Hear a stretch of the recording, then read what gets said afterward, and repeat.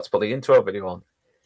Hail, you beautiful bastards. And yeah, sorry, I forgot to set the fucking awesome intro, but I'll do it next time. But yeah, thank you for joining me on my show. And I'm here with the Inside Man. And we are going to be talking about Sergio Corbucci, and not Kabuki, as I've been as I've been fucking calling the poor bastard for a good while now. Is Bleak Western, the 1968 classic, The Great Silence. And I know a lot of people who think of spaghetti westerns, think of, you know, the Sergio Leone westerns, and yeah, they're fucking amazing. I still love them. But Sergio Corbucci, unless you're a big Tarantino fucking nerd who's delved into everything that is, you know, that's influenced his style, probably won't know this movie, and it's a shame because it is absolutely fucking brilliant. I mean, this was while Sergio Leone was kind of doing the whole a new twist on the Western, making it a bit more violent and a little bit more, you know, stylish. Corbucci was making the Western more bleaker and more harsher, and was really, even though he had his own little style as well, and he had the kick-ass, you know, outlaws or the stoic gunfighters, he somehow makes his films even more bleaker and nihilistic, and The Great Silence is definitely one of them. So yeah, Inside Man is my guest, who's probably going to be the biggest fan of this movie. He's probably seen this more times than I have, and I've only watched this like 3 times now, and I think it gets better with each watch, to be honest. I completely agree. I totally agree. I'd be curious, actually, when was your first viewing of this? It was last month. Perfect January, when it was all snowy and miserable, and apparently I think we're going to be getting some fucking snow tomorrow, apart from according to the weather. So I hear. So we're going to be in full Grand Silence style tomorrow over here. And plus, I think one thing about this is it does have some of the regulars from Sergio Leone's westerns as well. It's got Mario Braga on there as well. And well, Klaus Kinski was only in one film, but he was in. He did basically come over from a few dollars more and started doing more of these, much more bleaker spaghetti westerns with Sergio Corbucci, and probably did he do one with Sergio Salami, if I'm pronouncing his name? Yes, he did. Yeah, with Sergio Solima. Yeah, He did.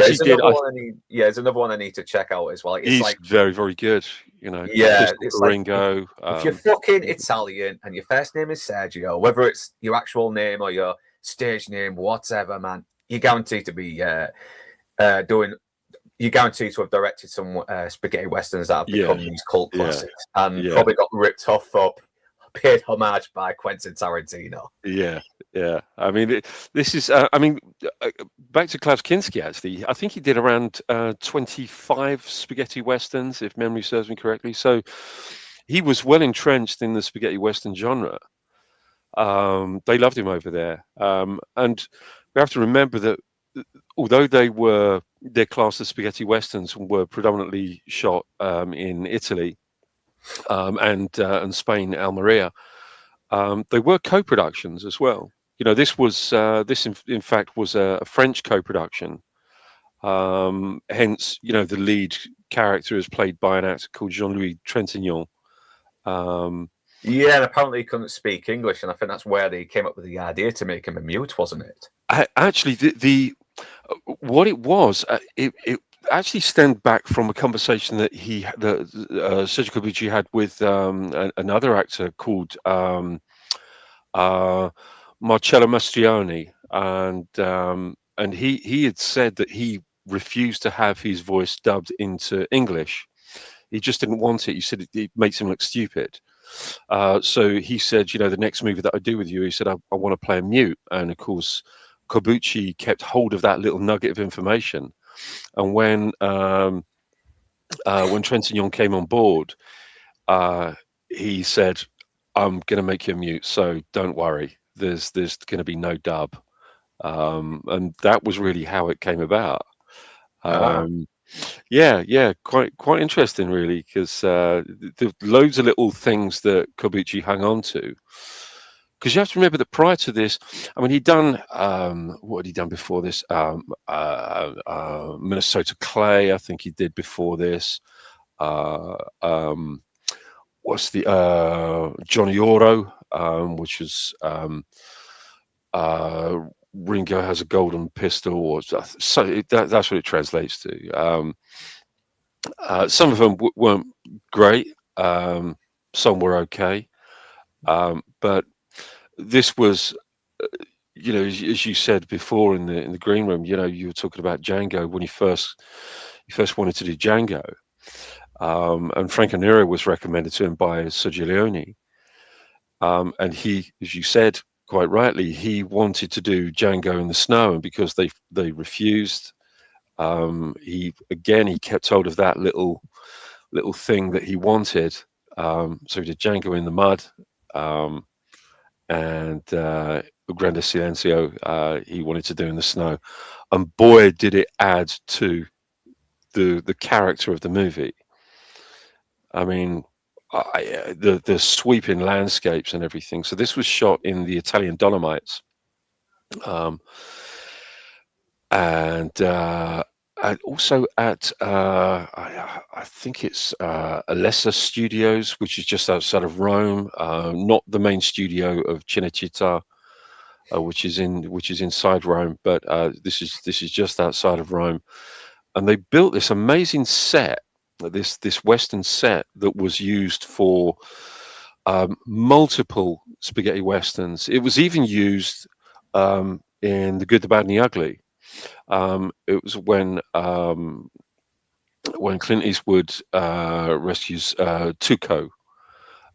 So it's the same set, the same town, but of course they were shooting in the summer when they were shooting at the studio. So all of the ground had to be covered with shaving foam to replicate snow. That was the cheapest way they could do it. So it was all shaving foam. Yeah, because the town of Snow Hill. I read about that as well. I was like, oh shit, they did a good job with that, because you see the rest of it. It does look like it does actually look like they were actually in some kind of like snowy mountains, which yeah.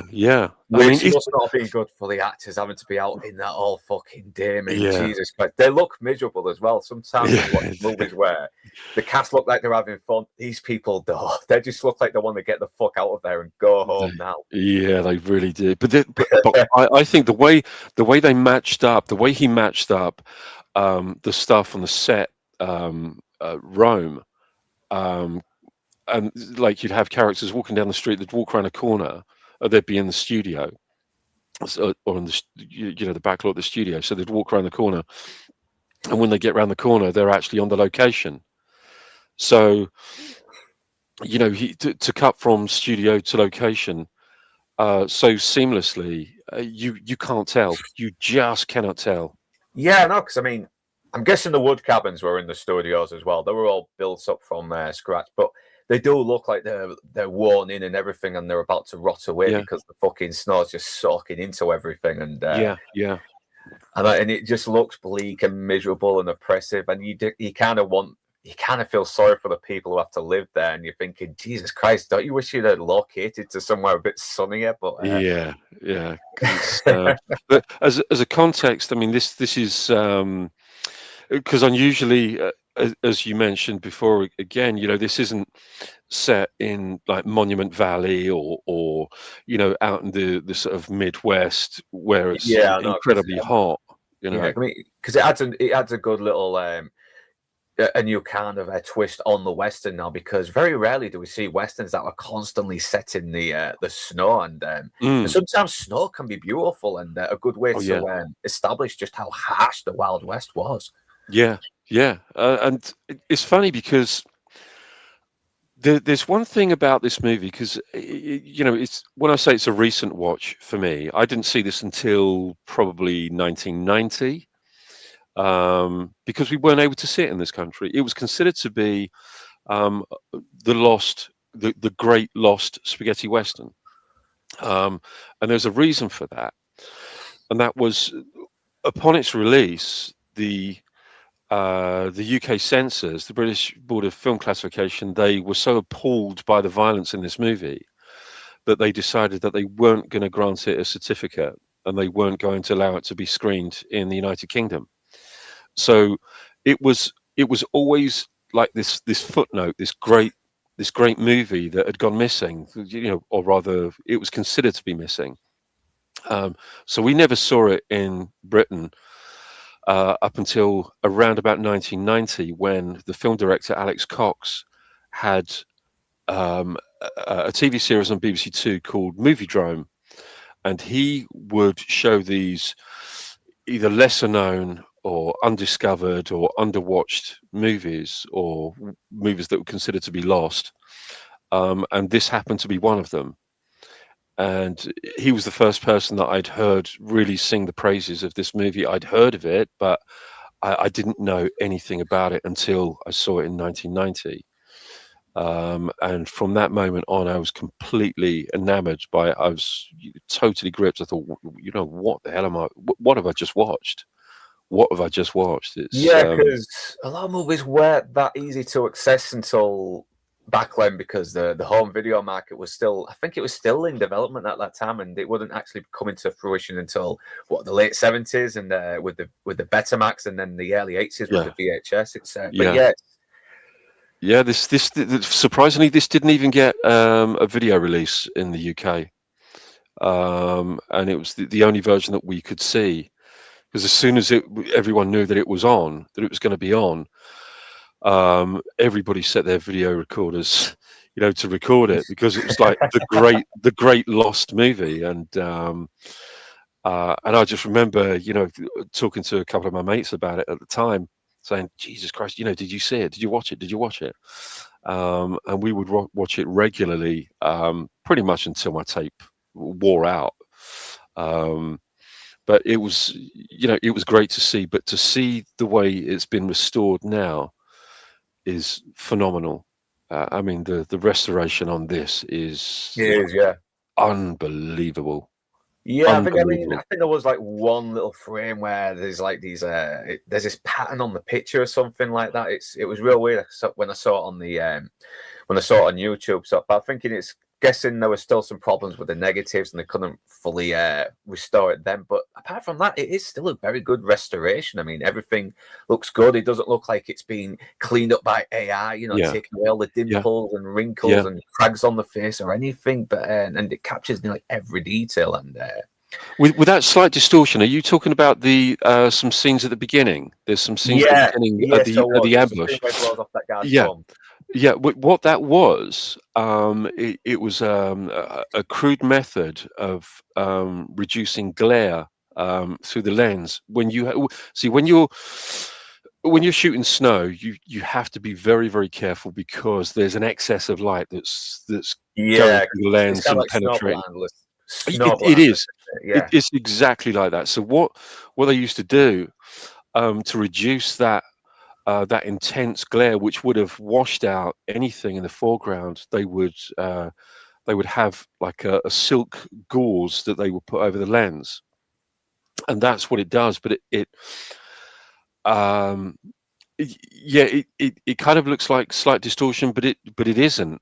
So they were just covering something up anyway to make the picture a bit more clearer. And so that makes a lot of sense, man. That makes a lot of sense. And but apart from that, it didn't really ruin the experience. I mean, I still loved it. And I like the fact that it's the character himself is not that complex. He's just you sort of get him straight away, don't you? It's Klaus Kinski that's a bit more larger than life. So it's kind of like the Joker versus Batman. You got stoic Batman, and you got the laughing sort of like psychopathic Joker who just takes joy in what he's doing. And but I love the fact that Kinski's character kind of had behind of the law being the bounty killer, to excuse his actions, because really he'd be doing this shit anyway. He loves it. He loves it so much.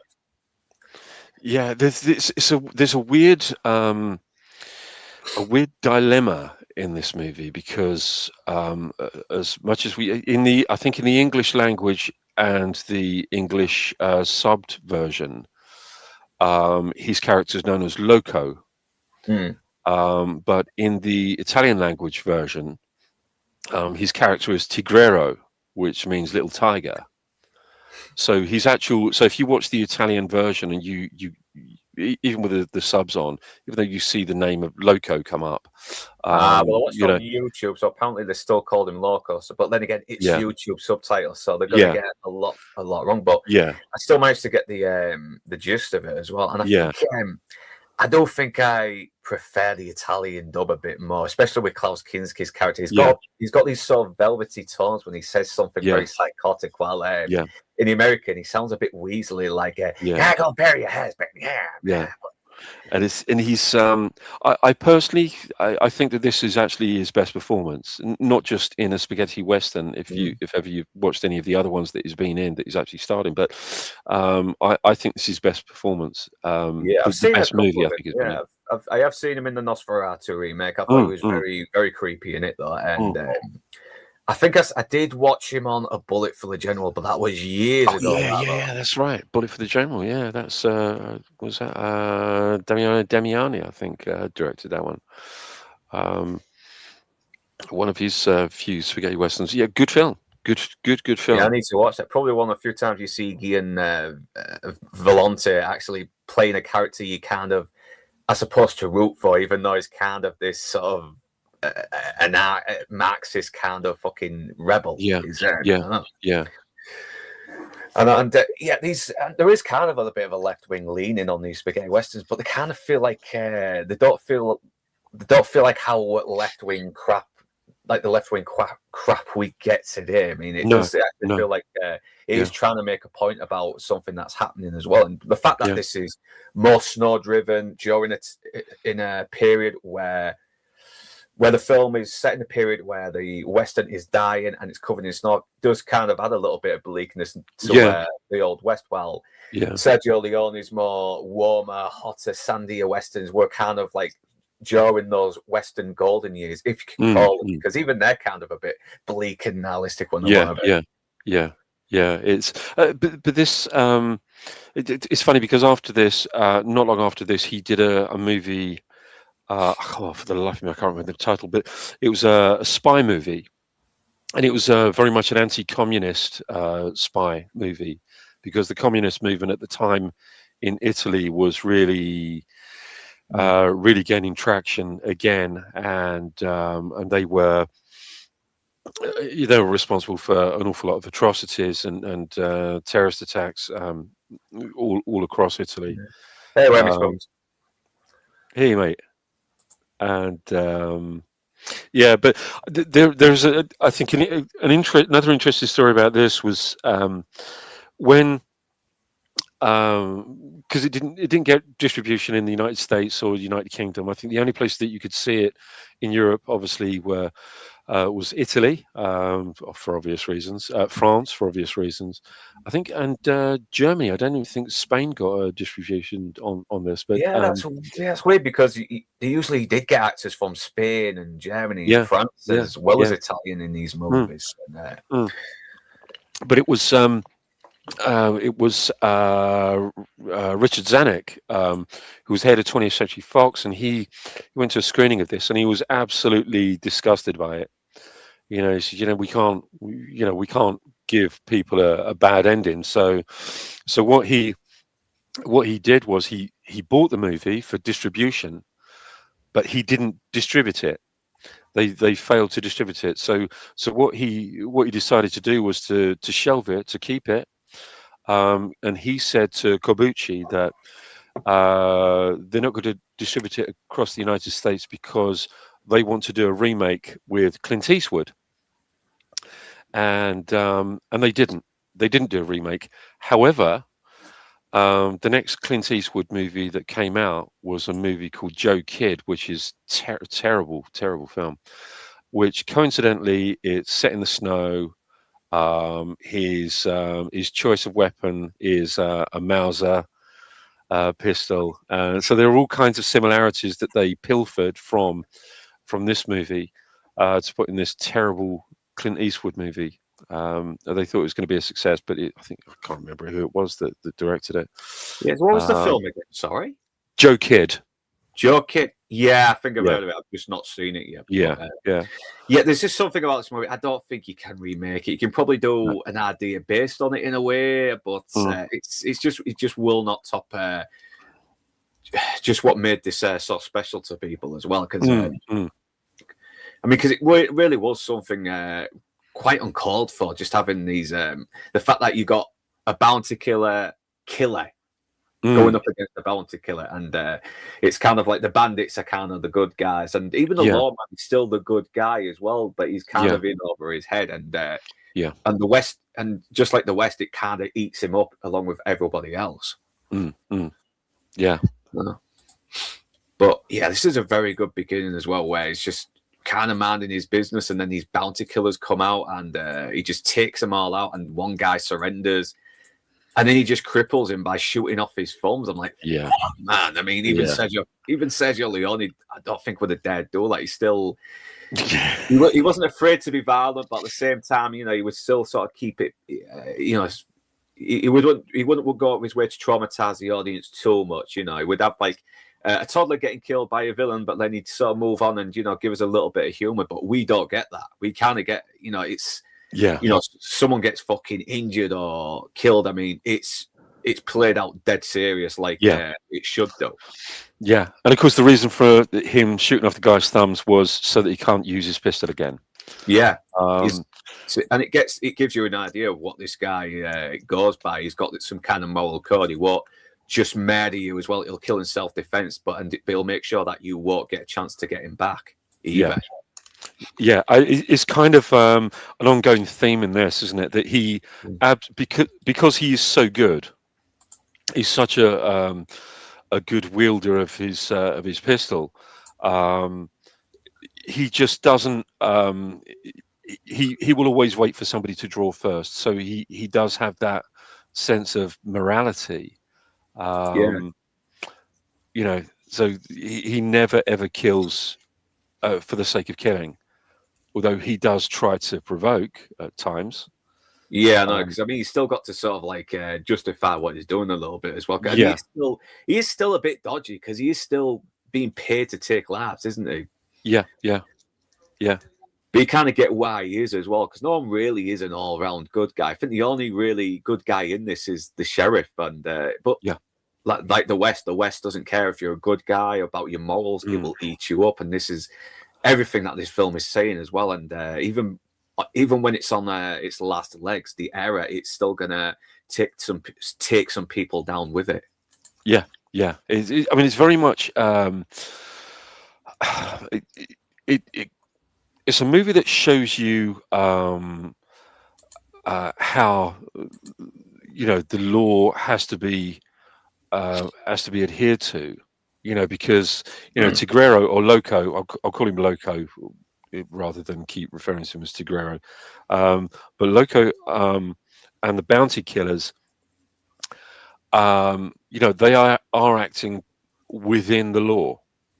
You know, they're not criminals per se. We just don't like them because we've got an established hero.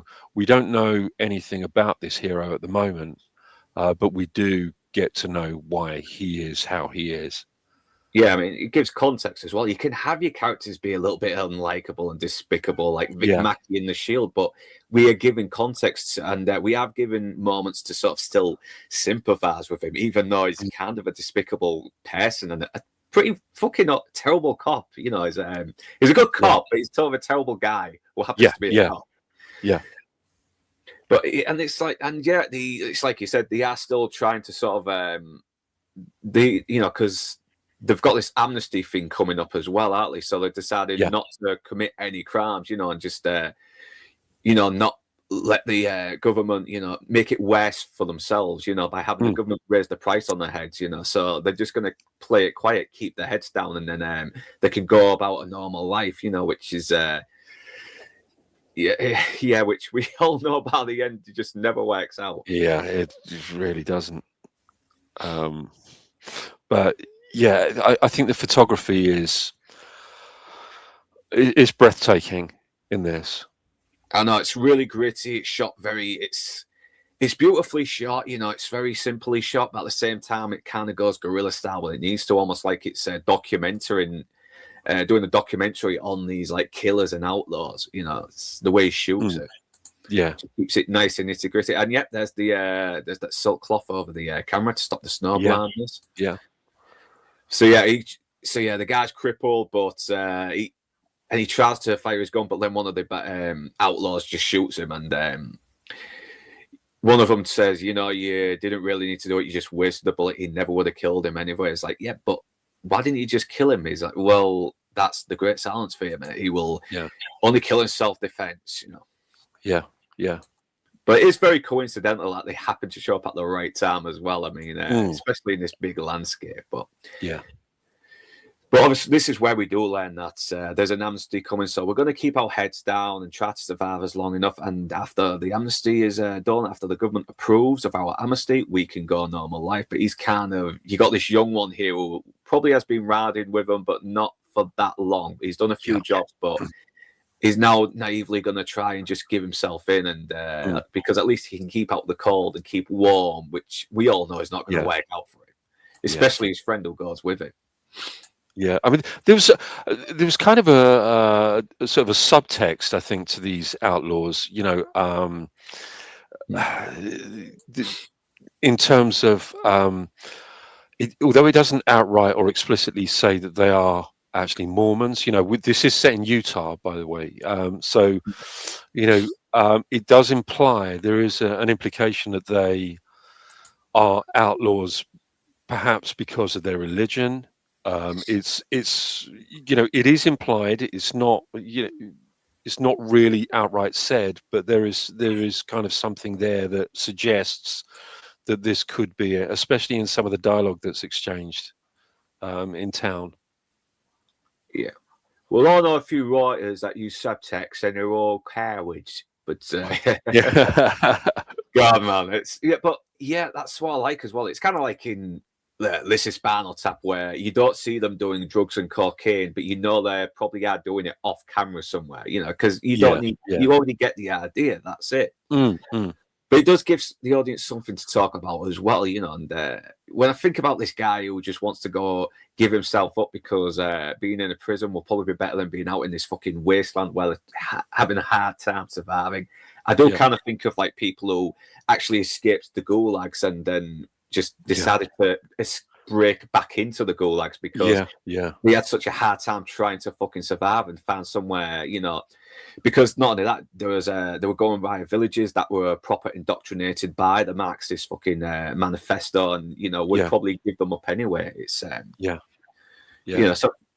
actually there's a good story there. I could probably write something about that.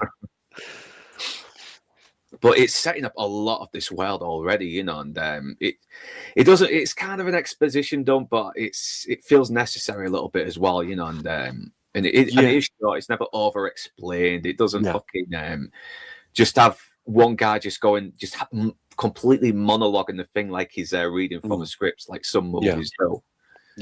So, I mean, you have to have certain characters doing certain things in order to give the explanation of what the situation is. So the exposition feels very, very natural, I think, in this.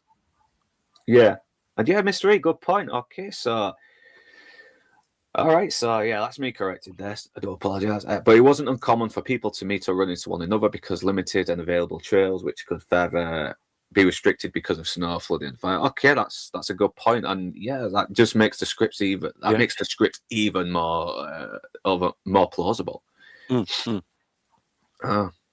But look at these costumes as well. I mean, they're just they don't look clean or anything. It's looked like someone made them, but at the same time just had people roll around in mud and just ruin the fuck out of them just to make them look like they've had a hard time. They've been sleeping rough, everything. I'm glad you mentioned the costumes, actually, because before Tarantino went ahead with making The Hateful Eight, what he did was he got together all of the Sergio Corbucci movies, in particular the Corbucci movies, like The Specialists and The Mercenary and Sonny and Jed, and in particular Sonny and Jed, Great Silence, and Django. And he got the wardrobe costume designer to sit there and make a note of all of the the styles, the colors, and those are really well replicated for Django. So it kind of feels like, sorry, Django, for Hateful Eight, sorry. So it kind of feels like it is the same world. It feels like it takes place in exactly the same world as The Great Silence. Yeah, because I was just looking this up earlier, and apparently this is kind of like based on a loose trilogy of the Blood and Mud trilogy, if I'm getting the name right. So That's yeah, right. Yeah, you've got Django, you got this, and I think you got the Specialists, which I'm gonna have to check out. I've seen Django, the original Django. Yeah. Fucking good movie, yeah. Yeah, it is, yeah. And once again, that's not character that kind of has the main character getting his hands crippled as well. Yes, And, exactly. Yeah. and he has to still work his gun while his fingers are all busted up. Fucking awesome. Yeah. I mean, you must watch Sonny and Jed with Thomas Millian and Susan George and Telly Savalas. Absolutely outstanding. Yeah. You know what, Mister? If you want to come on, you can do, man. Yeah. Yeah, do you want to send you the link? Just let me know. Yeah, because you seem to have a little bit of knowledge about this as well, and it'd be good to get your insights more into an American who's actually done this kind of thing. So why not? It's, yeah.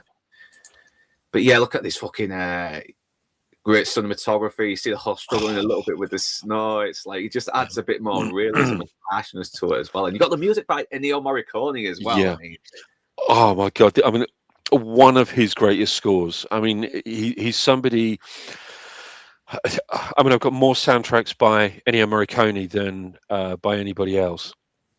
People tend to gravitate more towards Morricone's Dollars trilogy music and think that's the extent of Morricone. But if you look at what he has done right across the genre, I mean, anything from science fiction to police procedurals, as well as the spaghetti westerns. These were just a small part of his repertoire. But I think this is one of the most beautiful soundtracks of all time. Personally,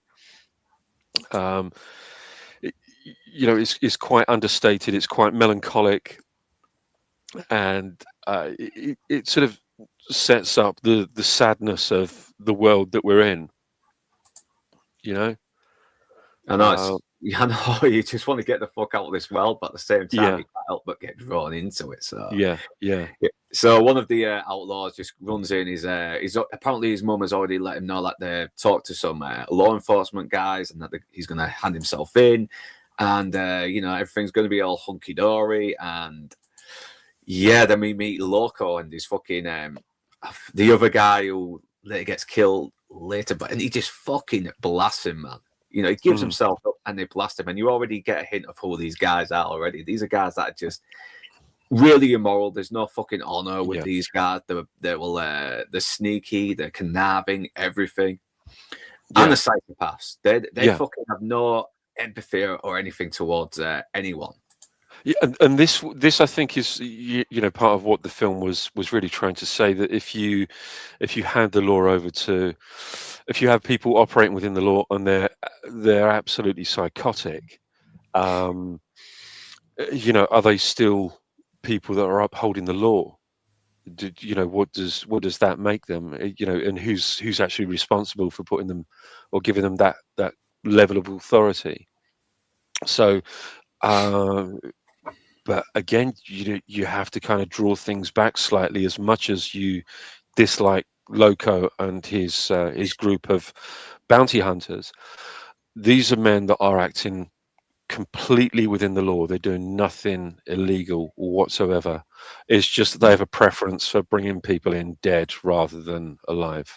Yeah, because there was no big restrictions, wasn't it? Wanted, dead or alive. Yeah, you kill them. Yeah, no questions asked. Yeah.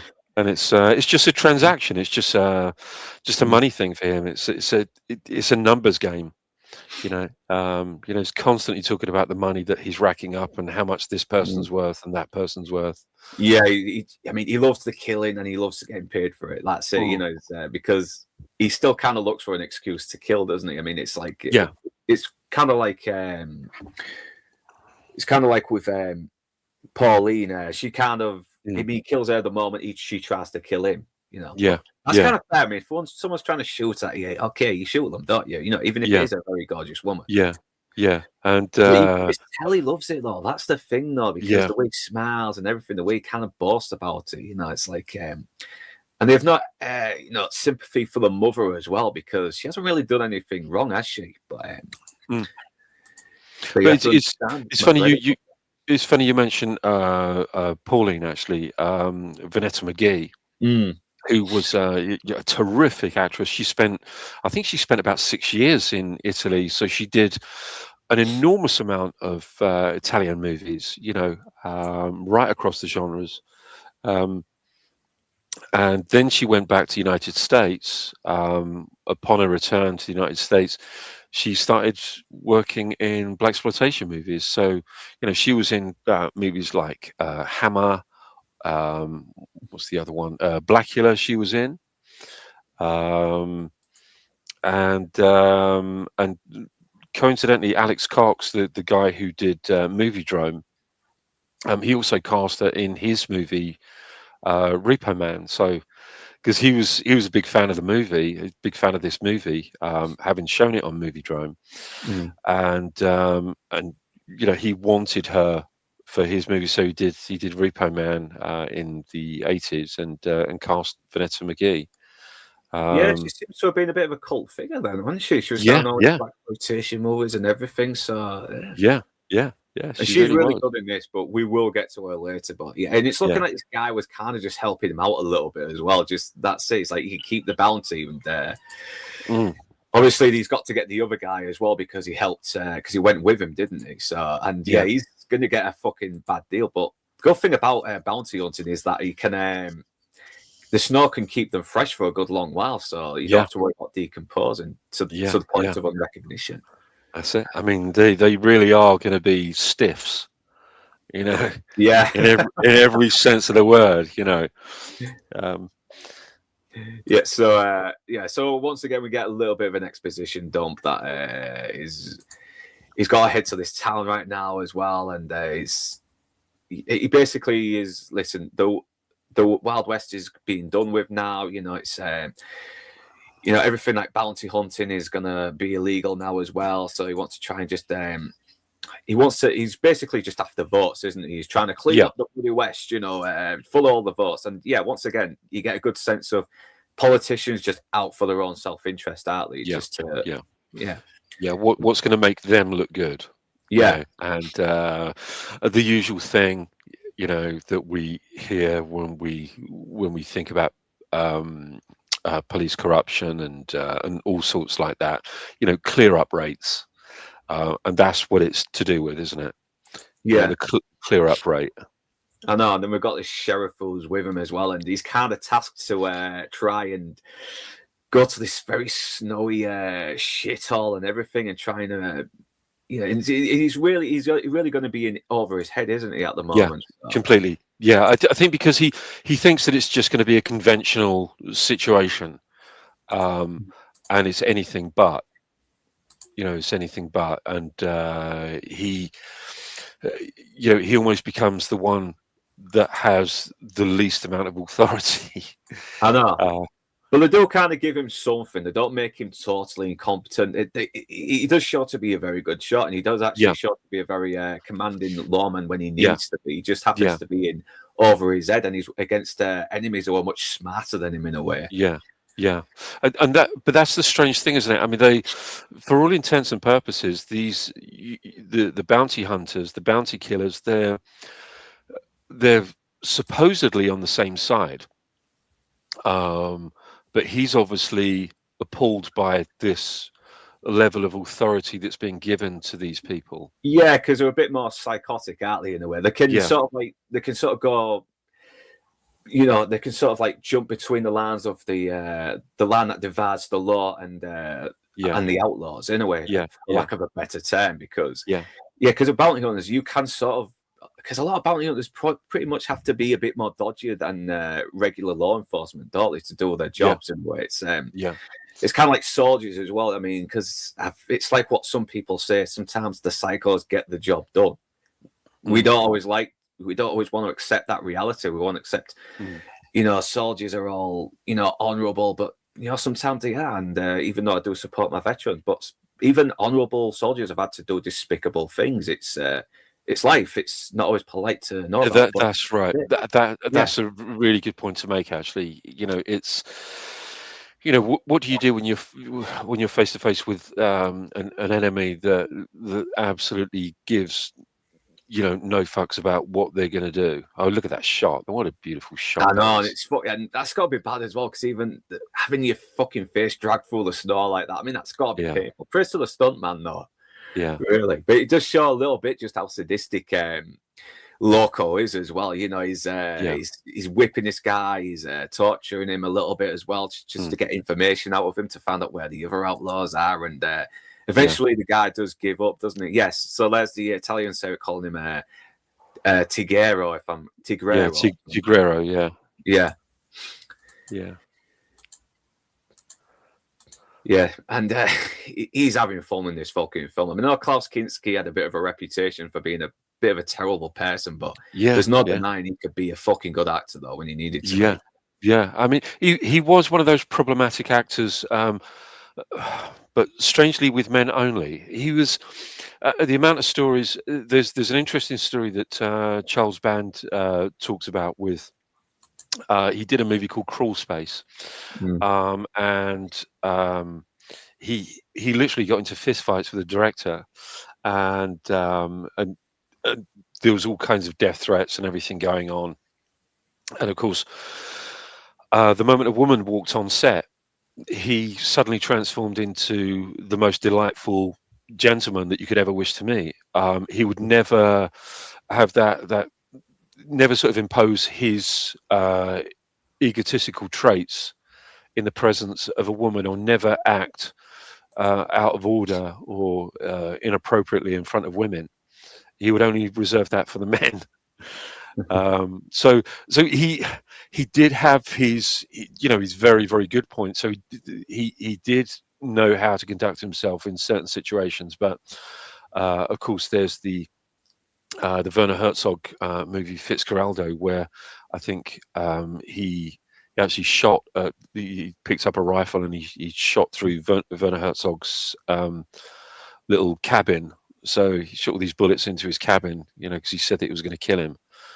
But there's an interesting documentary. I think it was a documentary that was made either by or about the director of Crawl Space, with his time with Klaus Kinski, and I think it's called something like "Will Somebody Please Kill Mr. Kinski?"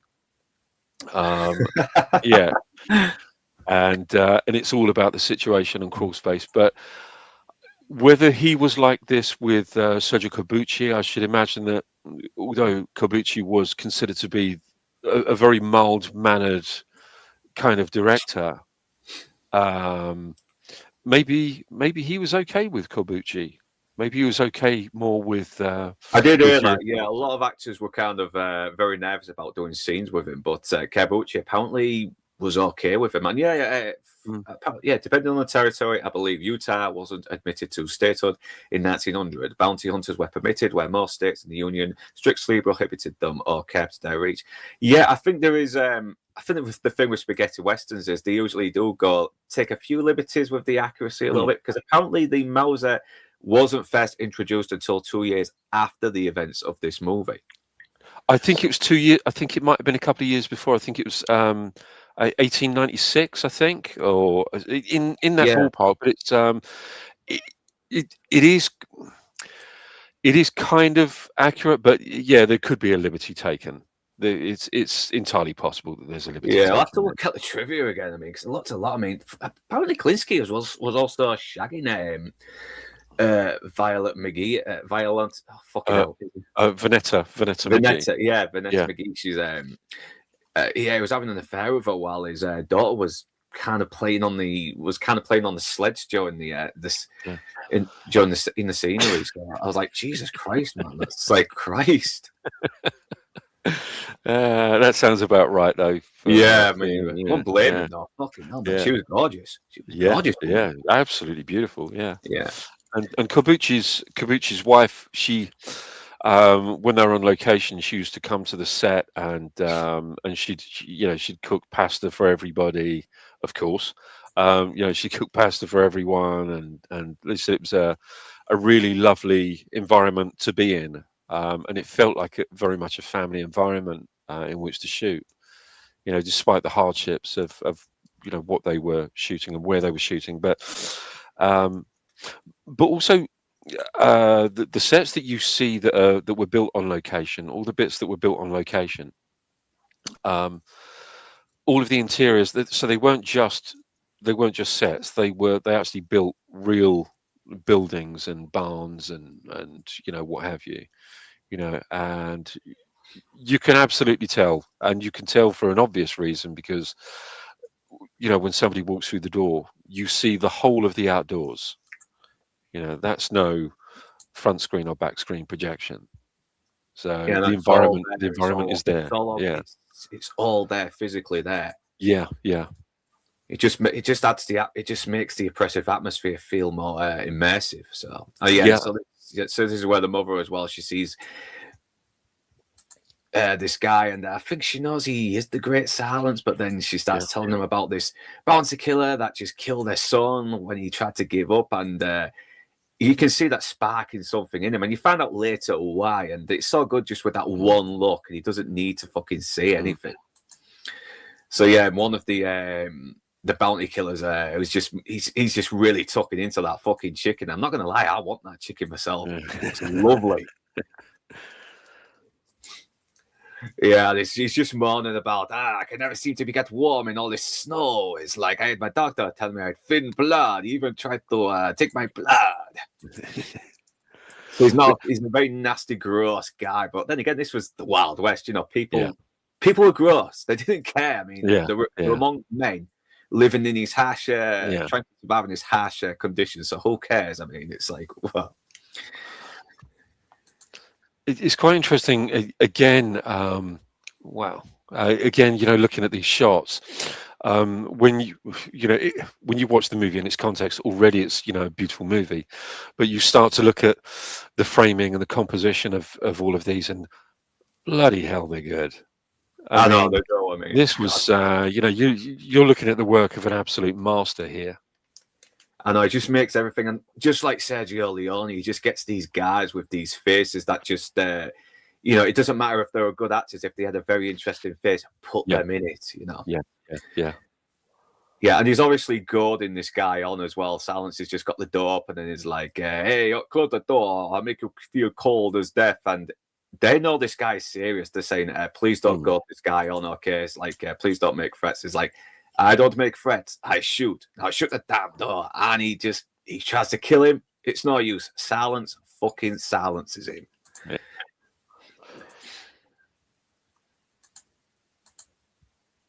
And yeah, just that look on his face as well. I mean, no fucking around. But it's lovely. I mean, looking at the interiors, when you see all the interiors and everything, I think the way the characters are arranged, and the set dressing and everything, all the aesthetics of what's going on inside these various these various establishments, everything looks and feels period. Nothing looks like it's just a prop that's been bought from a prop house and placed somewhere. Everything looks used and horrible, grimy, gnarled up, it's not glamorous. I mean, they're all wrapped up in all these different layers of these shawls, everything, all these furs that look like they've just been sort of handmade instead of actually tailored, because you see this coat the Silence wears. It looks like he's just got this shitload of like horsetail hair on his jacket.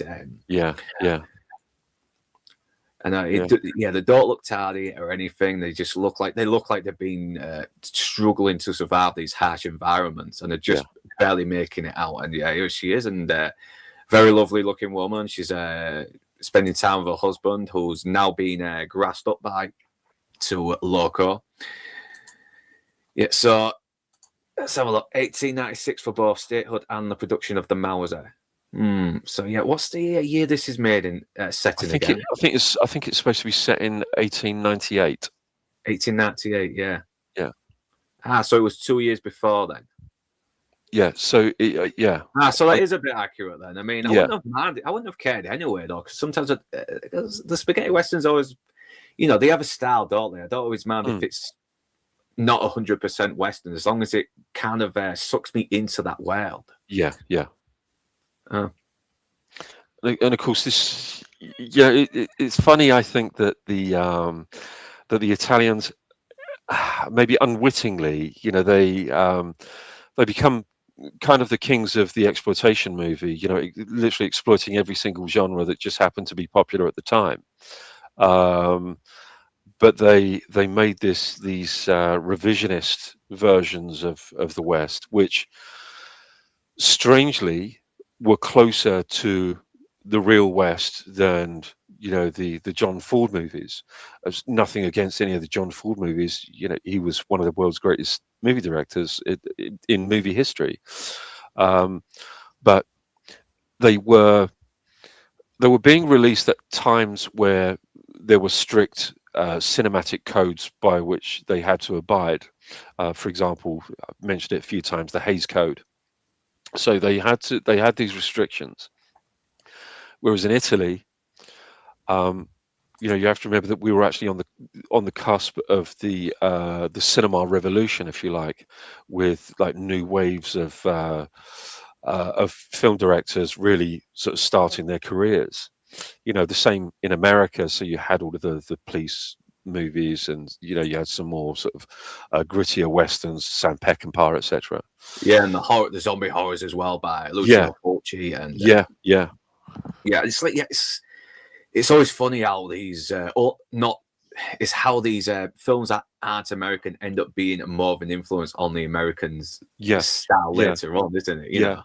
I think what it is that hey, see the Americans seem to be very, very good at embracing something that breaks a mold, and the Italians broke a real mold with their genre movies, and America really, Hollywood, maybe not necessarily Hollywood, certainly the American public and the independent movie makers, they're the ones that really embraced and ran with what the Italians were doing. So we have a lot to thank those American filmmakers and the American public that really did embrace these movies, and sort of took them to their hearts and used them as a greater influence on their work than the ones that were restricted by the Hays Code. Yeah, fucking hell, man. So, yeah. Oh yeah, Mr. E's just said something as well. Not say they are bounty hunters. They could have been deputized as marshals, which gives them federal jurisdiction and not restricted to a territory or state borders. It's federal. So yeah, so they've pretty much got free reign to be a little bit more sneakier, and like Loco is doing right here as well. He's sort of taking this woman hostage to try and lure him out. He's using her as bait, isn't he? So. Yeah, and I don't know if this might have been no, because Sergio Leone used a black guy in his Dollars trilogy as well occasionally, didn't he? So yeah, was it Woody Strode? Was it? I think it was Woody Strode, wasn't it? Yeah, I think so. Yeah. So yeah, he goads him on to get the guy to come out, and then he just fucking guns him down. But he doesn't just kill Earle. I mean, he's not going to kill an unarmed woman, is he? He's because even he sometimes sort of has a little bit of a code as well. I mean, but it's really ruthless the way he just tells. He's just killed a husband, and now he's telling her to keep him fresh so he can collect him later. I was like, man, don't bury him until I have collected his body. There's a really beautiful match cut earlier on. I don't think it was in the slides, but where you're looking at the front legs of the horse just slowly walking, and then it match cuts to Guerrero walking. It's a really spot on match cut. Yeah. Yes. Fuck. Jesus Christ, what they says as well. What times we live in when a Negro is worth more than a white man. It's like, so there's a little bit of that racial tension there as well, isn't there? So yeah, now she's fucking she's angry now. She wants revenge. She wants blood. She's lost the guy that she loves, and here's Mario Brega here as well. And oh, I forgot the other guy. He played Tuco's brother. Let me get his name up. Yeah. On the another two spaghetti western regulars here. And once again, Mario Brega's just playing this very mean big guy, isn't he? And wait, let me get him up. Cass, where are you? Cass, there we go. Luigi Pistilli, if I'm pronouncing his That's name. it. Yeah, and he plays a guy called Polycut, who's like this sleazy banker who's that's right, Polycut. Who's dying to get into bed with her. He really is. He's a proper sleaze bag and everything. And we start to see him play a bit of a pivotal part in the story later on. And I think this redhead woman was in Django. Was she? Yeah, I can't remember. I don't know. Did you know? I can't recall. It's entirely possible. Yeah, no, but yep, and she starts shouting, "He's dead because of you, because you wouldn't give him a job, and he had to rob the place." So yeah, there's a little bit of that racism in there from the olden days that they're very sadly missed. So I'm joking.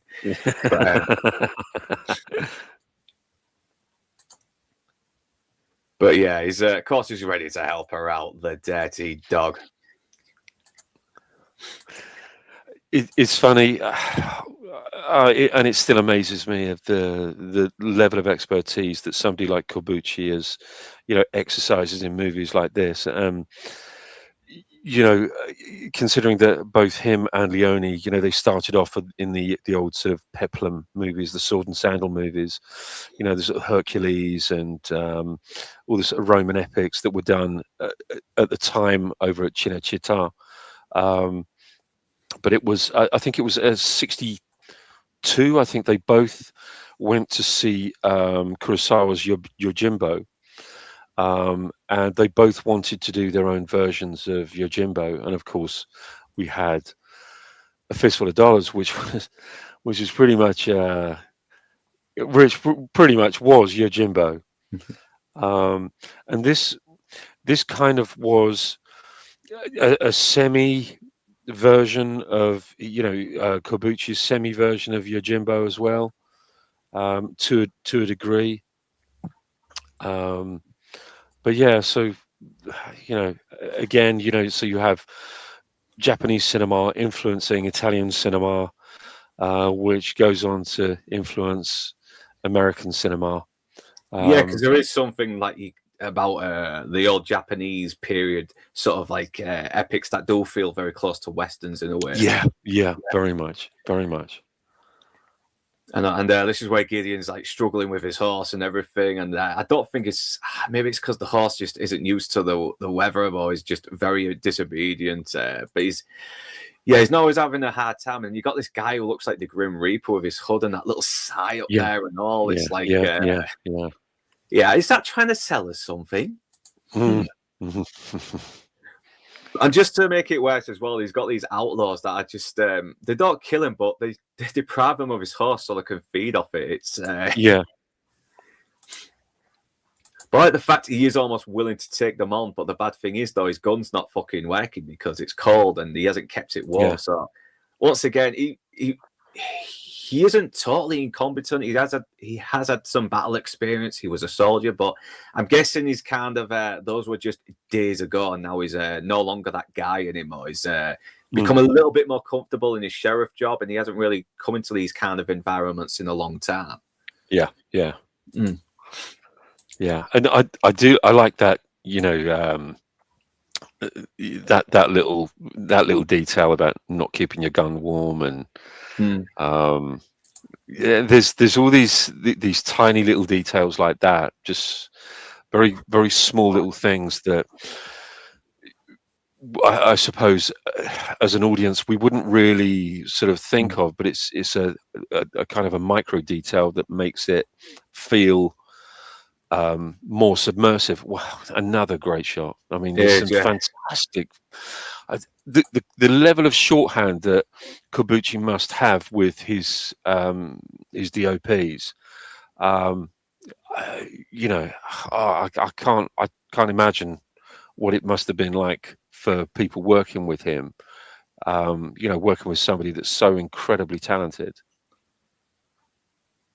No, it must have been as well. I mean, it's a shame that it took a long time before it got some recognition outside of Italy or Europe and that, because because I'm guessing a lot of people just really wanted to see this thing, you know, do well, but probably didn't live long enough to see it become, you know, this sort of like sort of hidden classic it is now, or cult favorite or cult classic, whatever you want to say, whatever you want to call it. But doesn't it seem a shame that we've been deprived of this movie for such a long time? It was, especially 30 years can be a long time, man. It can be. Well, 25 years, I should say. It was 1968, so it was probably less than 25 years, something like that. Yeah. 22 years, I think. 22 years. 22 years. I mean, and you know, to know about a movie and not to be able to see it in the UK until 1990, and that was a television broadcast. And even in the TV broadcast, there were little bits and pieces that were snipped out of it. So we still didn't get to see the full version because obviously people like the BBC, they reserve the right to take pieces out of movies, you know, arbitrarily.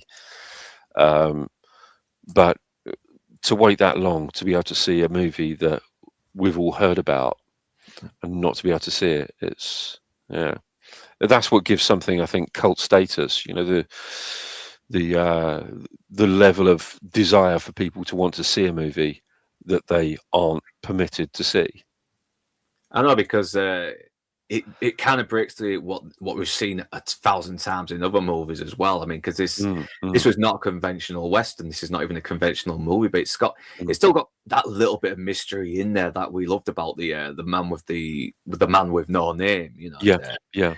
It's like one of these. This madam kind of is deciding to give her a place to stay as well, so she doesn't, you know, freeze or die or anything, and. But then she's like, it doesn't matter, you know, I'm going to hire someone to kill the guy who killed my husband. All she wants is that guy dead now. And this great line, there is a man who makes bounty killers tremble when he appears, because wherever he goes, the silence of death follows. Yeah. Great line, great acting. Terrific. Terrific. Yeah, she fucking sells it, Vonetta McGee. She really does. Yeah, she does. Great actress.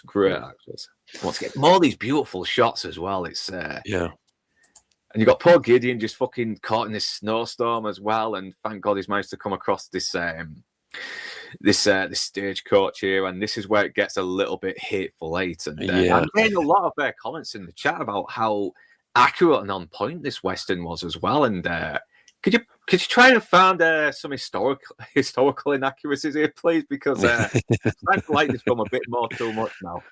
But it does feel real because you feel uncomfortable. You know, it's you know, most period movies are, you know, they're unfamiliar worlds to us. You know, there's the great line from The Go-Between: the past is a foreign country. They do things differently there. But this really, when it's done to this degree, I think it becomes even more foreign to us. It becomes even more unpleasant to watch. You know, to see people in an environment at a time where they really, really struggled.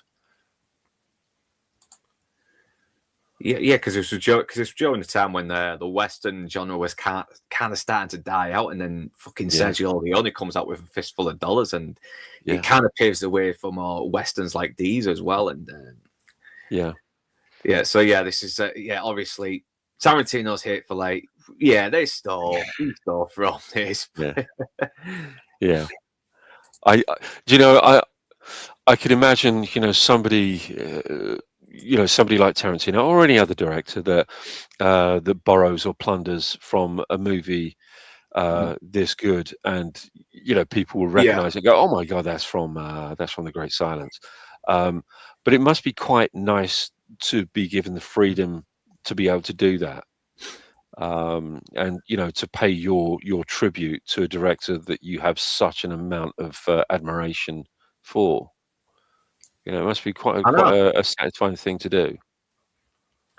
Yeah, no, I don't know if Sergio Corbucci died before Tarantino made it big, though. I wouldn't be surprised. A lot of these directors always seem to fucking die early, these Italians. But then again, they do eat a lot heartier, don't they? They're always eating pasta and fucking meat and sauce and everything. Red wine. But of course, I think, I'm not 100% certain, but I think that Corbucci and Leone, I think they passed away in the same year, I believe. Well, Corbucci died in 1990. I'm just looking it up. Oh, was it 1990? Right. Yeah, so... But then again, they're Italian. Italians fucking usually do eat heartily. I mean, if you look at people who are in the mafia, they're always fucking large because they're always eating spaghetti and fucking these linguinis and all that shit. It's delicious, but probably not good for you if you're eating so much of it because all those bloody carbs. Although they do say the Mediterranean diet is probably the best in the world, with all of the fresh fruit and fresh vegetables and everything. So I suppose there's a bit of a kind of a balance there. Maybe they actually do reach the true optimal age. I know. It's a shame though, because I do love Italian food. Yeah, me too. I love it. Yeah. I just love it. I don't care if it's meat with sauce and some kind of pasta. I don't care if that's basically the majority of their foods, unless it's pizza or something. But yeah, real spaghetti isn't bad for you. If it's not from from Asda or some fucking supermarket, I probably might have to try and learn to make real spaghetti or real pasta so I can get some proper ones down, because I don't get proper meat from the butchers, like meatballs and that. And God, it's so lovely. It's just so much better than so much better. It really is. Yeah, nearly everything's got fucking sugar in it now, especially mostly ones you get from shops. Yeah. So this line actually did make me laugh a little bit. It's like, wherever you're going, first you have to take me to Snow Hill. And it's like, that's where we're headed. I don't care where you're headed. Take me to Snow Hill. So I like the fact he is kind of like just a normal guy trying to do his job. He's that's what I like about him, though. There is a likability to this guy. You do feel sorry for him a little bit. So he does almost add a little bit of levity, but at the same time, they never make him this total incompetent nitwit. So he does have some kind of believability, and does occasionally have some commanding, some of an essence of a commanding presence, I should say. Yeah. But I think saying that the sheriff was way over his head, I think is. They hired someone who really wasn't that up to the job, but probably it was the best they could send out. Or the cheapest, who knows?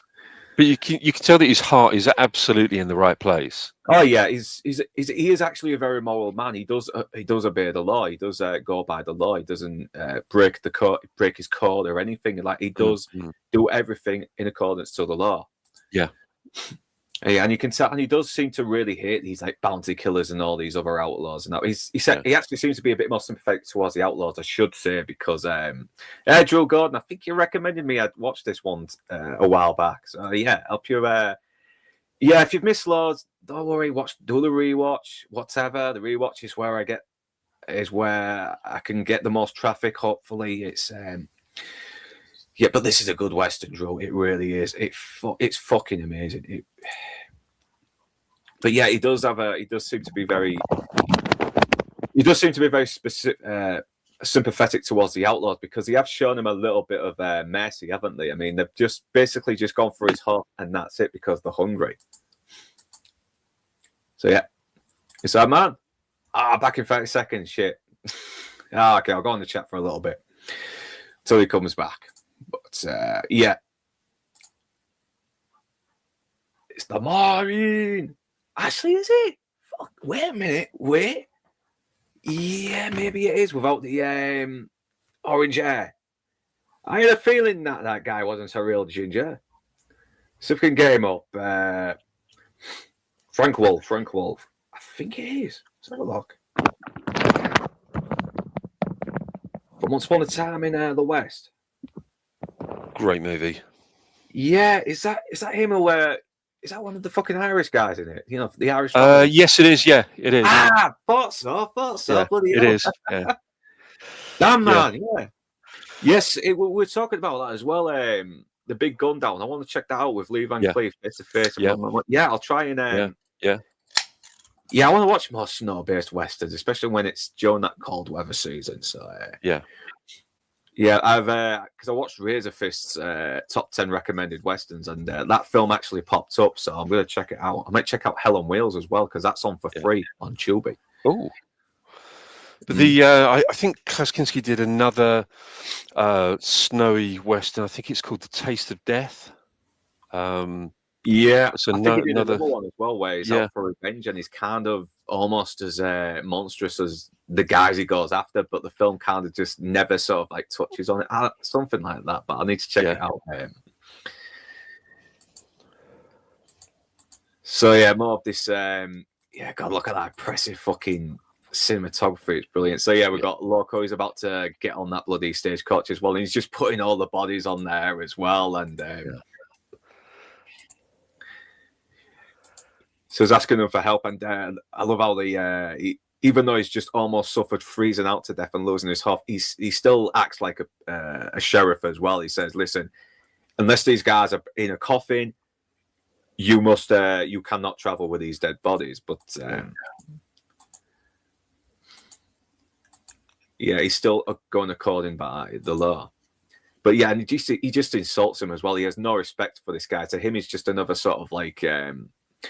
Kind of this sort of like bureaucratic law enforcement officer, you know. He says he looks like a pig breeder with that hat on who's become sheriff, you know. He already has no respect for this guy. And this is where he finds out this is Loco or Tagiro. The Italian cut is really weird because when I watched Loco kill the black guy in front of his wife, he says, pay your respects, I respect the dead. And as soon as I watch the Italian version, he never says that. And I'm like, yeah, this is better because that sounds a little bit out of character for him. Yeah. So. But it was quite interesting, I think, the way they used to do the spaghetti westerns, in particular the spaghetti westerns where when you had so many different actors that would speak different languages, so when they were saying their dialogue, they would get them to count. You know, they'd just say 1, 2, 3, 4, 5, 6, 7, 8, 9, 10, and they'd just say it in their own language, so that they would have some kind of rhythm for the dialogue. Because you know when you have like you got a German, you got a Brit, you got an Italian, you got a French actor, a few Spanish actors, and they'd all be just counting in their respective languages because they were going to be dubbed into multiple languages anyway. It's crazy as well because you got all these actors who are probably speaking in their own languages, you know, and we found out. Yeah, because I was always wondering, why is this guy speaking English, but the guy's mouth isn't moving? It's like, because some of these actors were German, but it was, fucking hell, it's terrible that Kabuchi's Django was just banned outright in the UK at the beginning of what? Fuck, man, was it? It was, it was. Yeah, I kind of see that anyway because it was a very, very violent Western, and it really was nothing like the John Wayne Westerns where the kills were pretty much bloodless. It's crazy, isn't it? It's crazy. I'm not an advocate of censorship whatsoever in any. Well, I mean, look at the photography. I know. That's lovely. Yeah, even in these stills, the high definition looks amazing. It's very good images, and I just love how it's like, these guys are just outlaws, you know, they deserve death, you know, they're against God and everything, and what's wrong with, keeping myself financially secure for my old age? And he's like, I don't think you're that old. In fact, I don't think you're even going to make it that age. You know, there's always going to be someone quicker than you. And it's like, well, when that day happens, that'll be very amusing. So it goes to show that he's kind of unfazed by the fact that he could die anytime. You know, he's not scared. He's complete. He loves this job. He loves doing this. Yeah, I think that response in itself, I think, really is evidence that the guy is truly a psychopath. He is, yeah. He just happens to have a badge. Yeah, I know. I always love this as well, where the people on the other side of the law are kind of human, while the people who are supposed to be on the side of the law, the side of good, are absolute fucking evil. You know, there's always that good little twist.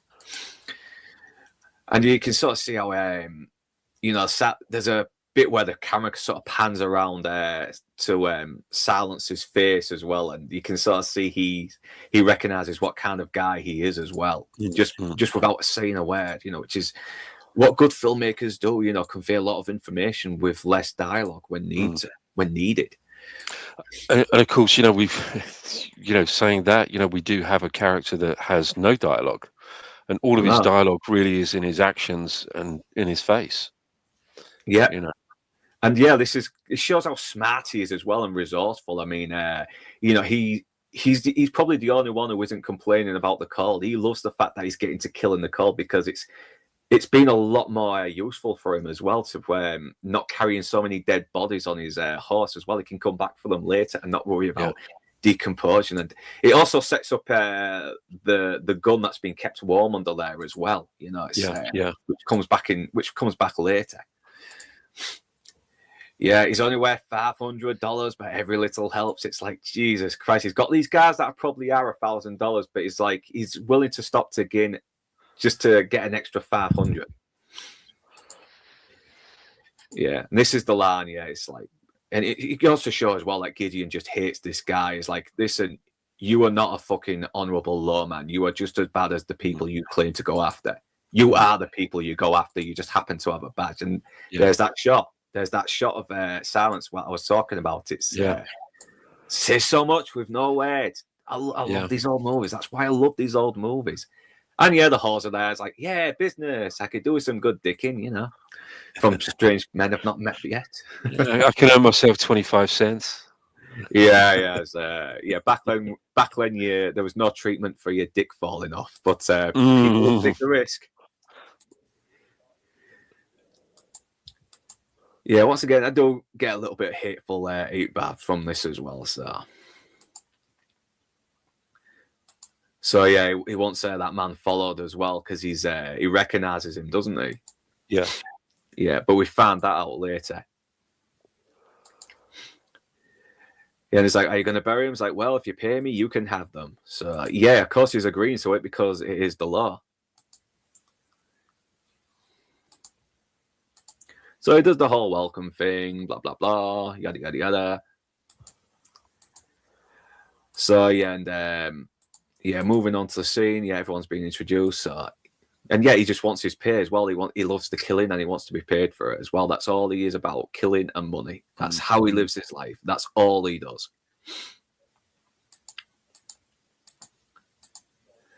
So, he's doing the whole following around, and this is where he goes to, so I keep forgetting the fucking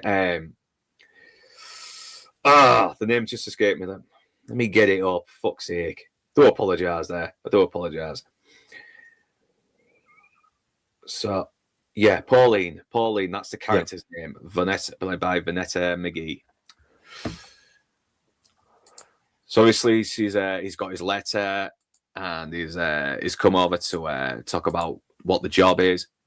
And she tells him all about it. This guy just fucking killed her husband, and she wants him to kill this guy. And apparently she tells him, this is the guy who killed my husband, was on the stagecoach with you, and I don't have the money for you, but I don't want you to wait for nothing either. I will try to raise the money for you in a couple of days. And this is where we found out why he doesn't speak. You see that scar on his neck, and it almost, Christ, man, does that look like it's weeping out a little bit? Jesus, man. I did not notice that when I first watched it, but now I'm seeing it in the images, and unless it's just a scratch on a little blemish on the film, it looks nasty. It does. Didn't Clint Eastwood character have the same In Hang 'em High, is that it? Hang 'em High, yeah. Yeah, I think maybe, but you know, thankfully his character can speak a little bit though. I mean, Yeah. yeah, I need to watch that again. It's been a while, man. Mm.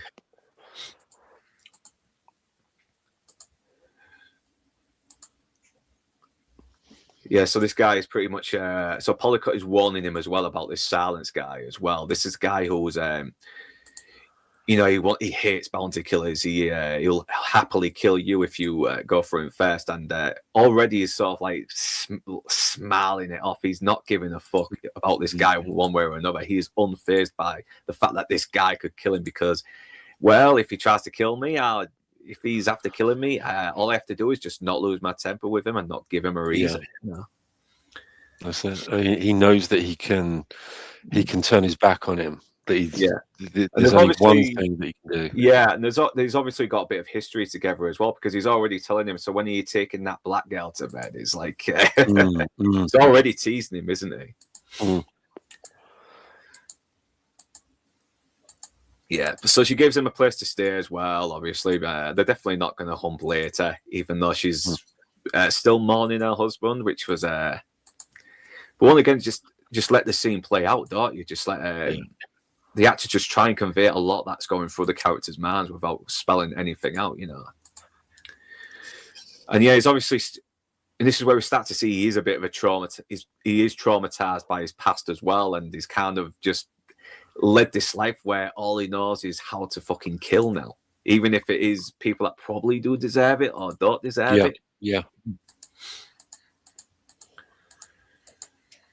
Yes, so this is where we come back to him as a kid. We get more context into why he is the way he is, because his father encountered some bloody bounty killers as well who flashed the badge just to slaughter him for money.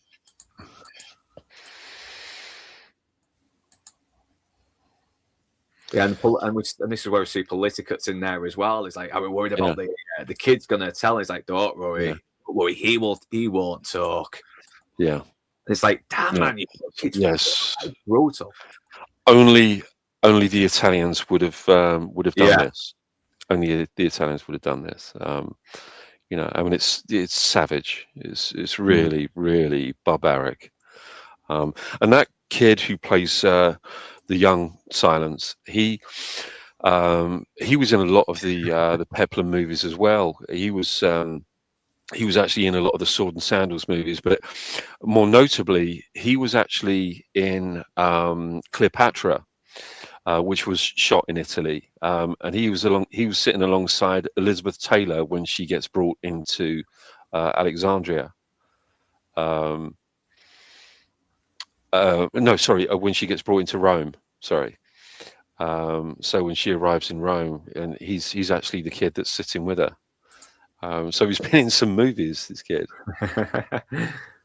This is ironically Jean Louis triggered. So I'm messing up the name. He kept messing up his lines. It's like, how the fuck do you mess up lines when you got no dialogue? That's kind of funny, that is. But yeah, Drew Gordon, so stunning to look at. Makes the process shots at the end of McCabe and Mrs. Miller look even worse. Yeah, so they had sheepskin condoms back then. Damn, man. I doubt they were. I have a feeling, were they comfortable back then? I don't know. Oh God, yeah, not built for comfort. Yeah, McCabe and Mrs. Miller. I'm not a fan, if I'm honest. Yeah, I've not seen it, so I can't really say that. Robert Altman, I think, preventing both pregnancy and syphilis. So yeah, that's what you get for boning a $2 whore. So, yeah. But damn, the shot as well. Just the shot when the light flickers out, and you don't see him sleep. He just keeps his eyes open, man. That is haunting. Yeah. So yeah, this is where she goes to try and sell a house as well, so she can raise the money for Loco's contract. So obviously they're discussing a lot of official shit as well, because even though he's a bounty killer, they still have to go by the law a little bit as well, so he can be paid.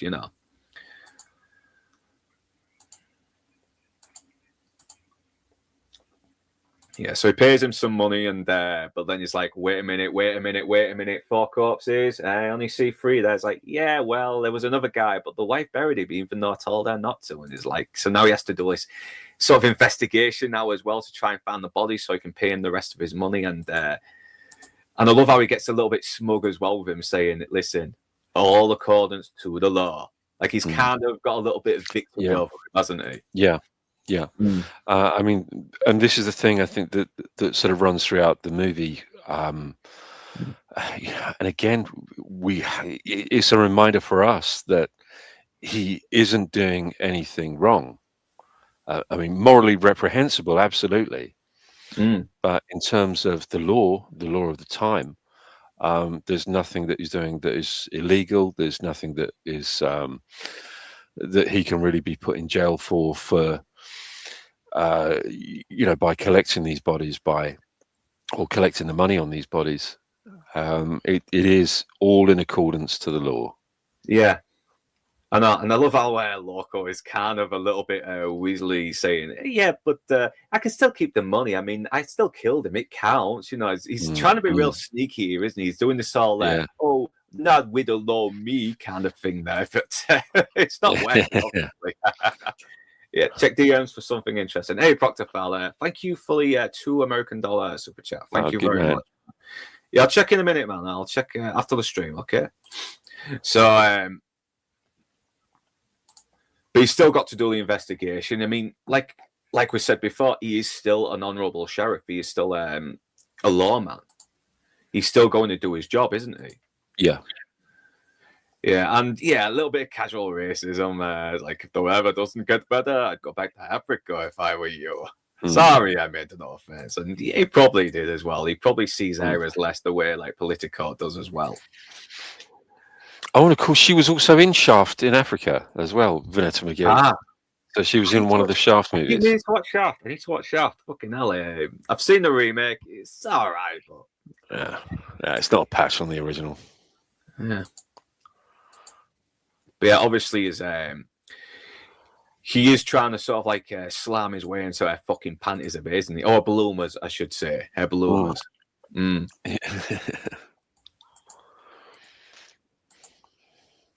Yeah, because he's got a bit of that jungle fever going on there as well, isn't he? So, but she's not happy about it. So, yeah, this is where they introduce where they actually start to have a little bit of a man-to-man talk together. He's doing his he's doing his target shooting as well, and we've already seen how good he is. But it kind of shows that the sheriff is that Gideon is actually a pretty good fucking handy shot when he needs to be. Yeah. Oh. But yeah, this is apparently he's heard about him as well, which does kind of like add more to the legend of this character, because Pauline has already heard of him as well, so he's already had this reputation. I mean, we hear it from the Outlaws, everything. And yeah, I love the fact that he's looking at this new kind of pistol with wonder as well. He's never seen anything like it, a gun where you don't have to keep cocking the hammer. You just pull the trigger and it just cocks itself. But yeah, he doesn't know who he is. He doesn't know if he's a bounty hunter. He's very suspicious about him. But then she tells him that he's a mute, so he can't really say anything. But at the same time, he's still got to do his investigation. He's still, because now he's running to the wife, so he's basically going to ask her questions about where the husband is buried. Yeah, and obviously they're all having a fun time, just playing some poker, just...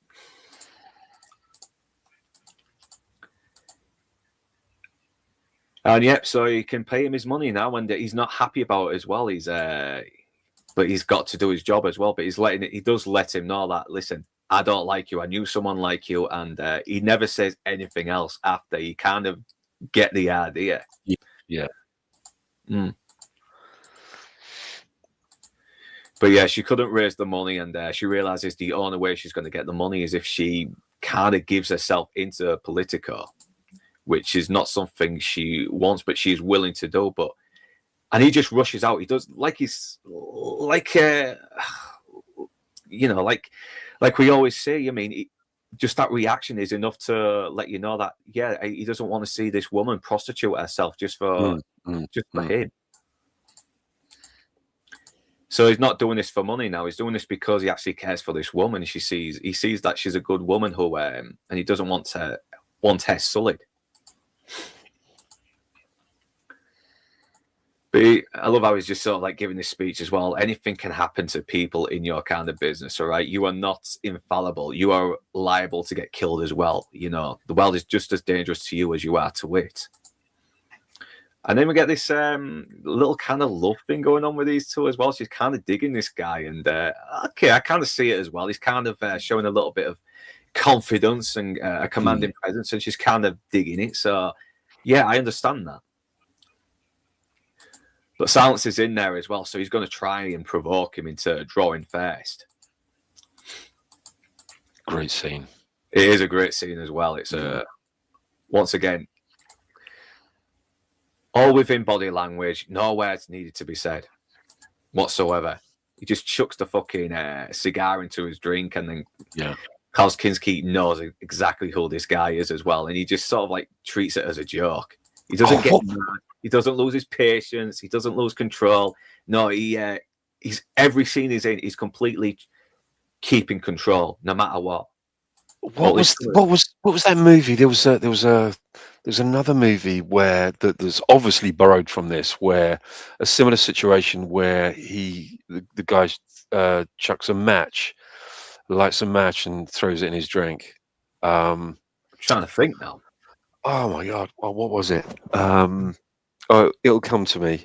But yeah, it just seems to be a movie that has been plundered so many times because there are so many great moments in it. You know, and you can understand why people would want to dip into this movie and, you know, pull just tiny little things out like that. I mean, that's a really interesting moment. But yeah, it's you know, the provocation. It's, you know, wanting to, you know, trying as much to provoke, but having no response. You know, the frustration that must have caused him. Yeah, I mean, I think Drew Gordon we just talked about Kinski being a bit of a dodgy bastard in there, especially having an affair with Vanessa McGee as well, while his wife and kids were playing in the snow. It's man, Jesus. But it kind of shows just how he is very good at twisting people as well, trying to sort of goad them on. He seems to know people work psychologically as well. Yeah. So yeah, he's trying to get him to sort of like lose control of the situation so he can get the upper hand on him. And it's just a way he just teases him and prods him, and you know, and he just fucking. I mean, because a good fucking punch will make someone lose their temper just enough. But of course, he gets the fucking the log and he smacks him, you know, knocking him out of the door. The other guys go to shoot and he just guns them down. That's it. And I love that look on Klaus Kinski's face. Is like, you bastard. So he goes to shoot him in the back, but thankfully Gideon manages to stop him as well. So now he's got now he has an excuse to arrest him now for trying to you know, attempt murder. Yeah. But of course he's wounded as well, so he needs tending. So yeah, it looks like he has kind of won for a little bit as well. You know, he can't pay the bill because he's confiscated his money, everything, and I love how he becomes a little bit Weasley as well, doesn't he? But at the same time, he looks like he's got a little bit of a plan underneath as well. Like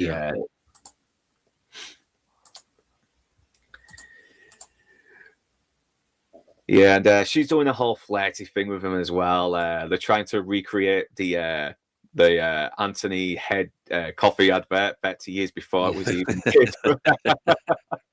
Yeah. Yes. Oh, I don't think we can do it. We could do it. Okay, let's make coffee. I'd love to make coffee. Would you like some of my milk? Yeah, I need to watch that Ray Winston spoof as well.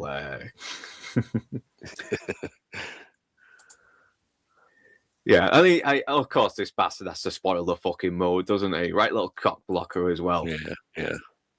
And he punches the bar, doesn't he? He's like, "I'll teach you to talk to a lady like that." And he's like, "What the hell, man? You do realize you can't?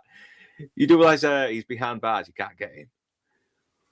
But Politico spoils all the fun as well, and we need to have this guy released by jail because we've got the outlaws coming over town soon, and they're gonna kill everyone. But he's not convinced because he's met these guys, and he knows they're gonna keep their heads down because of the old amnesty thing that's happening. Yeah.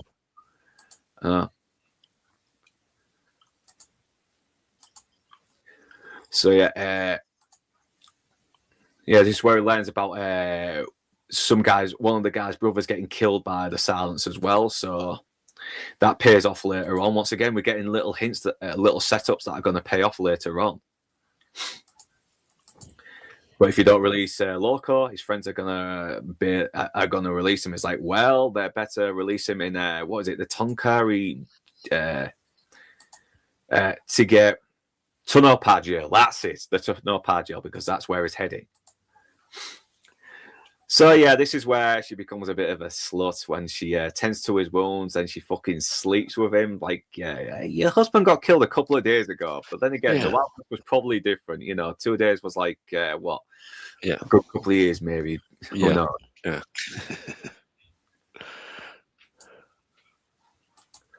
But yeah, it's a very nice tender scene. And Ennio Morricone's music is very, very sort of like somber and very emotional, and it does humanize him a little bit as well. It shows that there's not just this cold killer; there is a humanity in him. Da, da, da, da, da, da, da, da, da. These two are gonna bump uglies. But we can't show it because even though it's the 60s and we're allowed violence, we're still going to have some censors on our ass, but still. We do get a bit of nudity, but it's kind of covered up, though, which is a real shame. But and once again, Nix, thank you for the shots anyway. If there was a nipple shot in there, Nix probably would have missed it out anyway because of YouTube. So. Oh, Nix. Yeah. Yeah, Koguchi. You gave us a nice little tease there. Yeah. Yeah, it's pretty handsome though. Are you saying you wouldn't say yes to a close-on guy? Yeah, and it's understandable. This guy is dangerous, but at the same time, he's got a humanity to him as well. He's he was willing to sort of just kill this guy anyway, whether she paid him or not. And just to prevent her from having to degrade herself for him. So.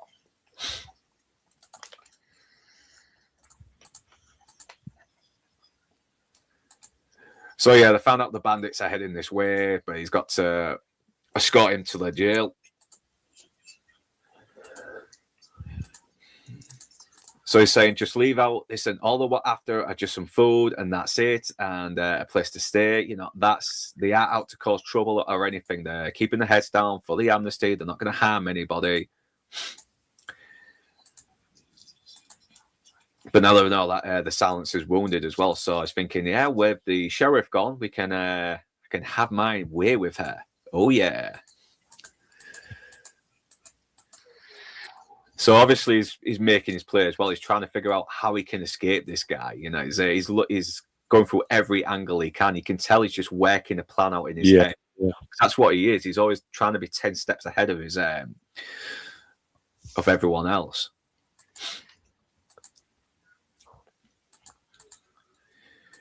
And this is where they come across the bandits as well, so you can let them know, the food's left all out for you, mate. You're gonna be fine. You're definitely not gonna get slaughtered at the end by this guy who will later escape. Actually, what am I saying? Anyway, forget I said anything. Let's just go to the town. That's it. So yeah.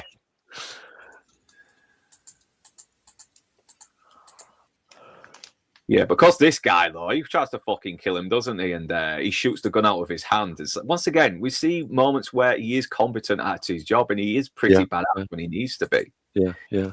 And I did feel fucking bad when he didn't survive. I was like, oh damn, he's one of the more honourable characters. But it's completely honourable. It's what made me love this film, though, as well. It's like this is the Wild West. We don't care if you're honourable. You're still gonna fucking die no matter what.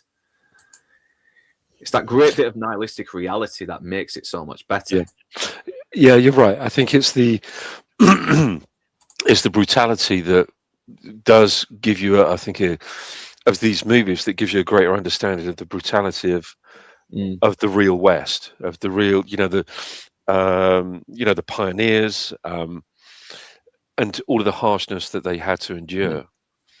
I mean, it must have been horrendous. It must have been absolutely horrendous. I know. I mean, because we've said this before. I mean, the actors really do not look like they were having the best of times in these. No, in these no, conditions. no, I mean, no. so yeah, also yes, a husband and dad, but in the frontier environment, this a lot of this is about getting protection from a man, since you're pretty limited socially and physically as a woman. Yeah, yeah. So I think she does genuinely love him as well. Even though they've only just kind of met, but at the same time, yeah, there is a benefit to having him as well. He knows how to handle himself when he needs to, and he doesn't seem to be a guy who's taking advantage of her like Politico is. So, yeah, and I don't think she really loved her husband that much anyway.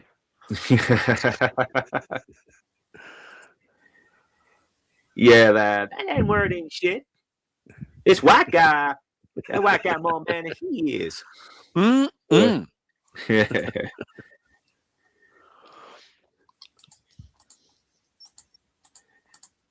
Yeah, so moving on, and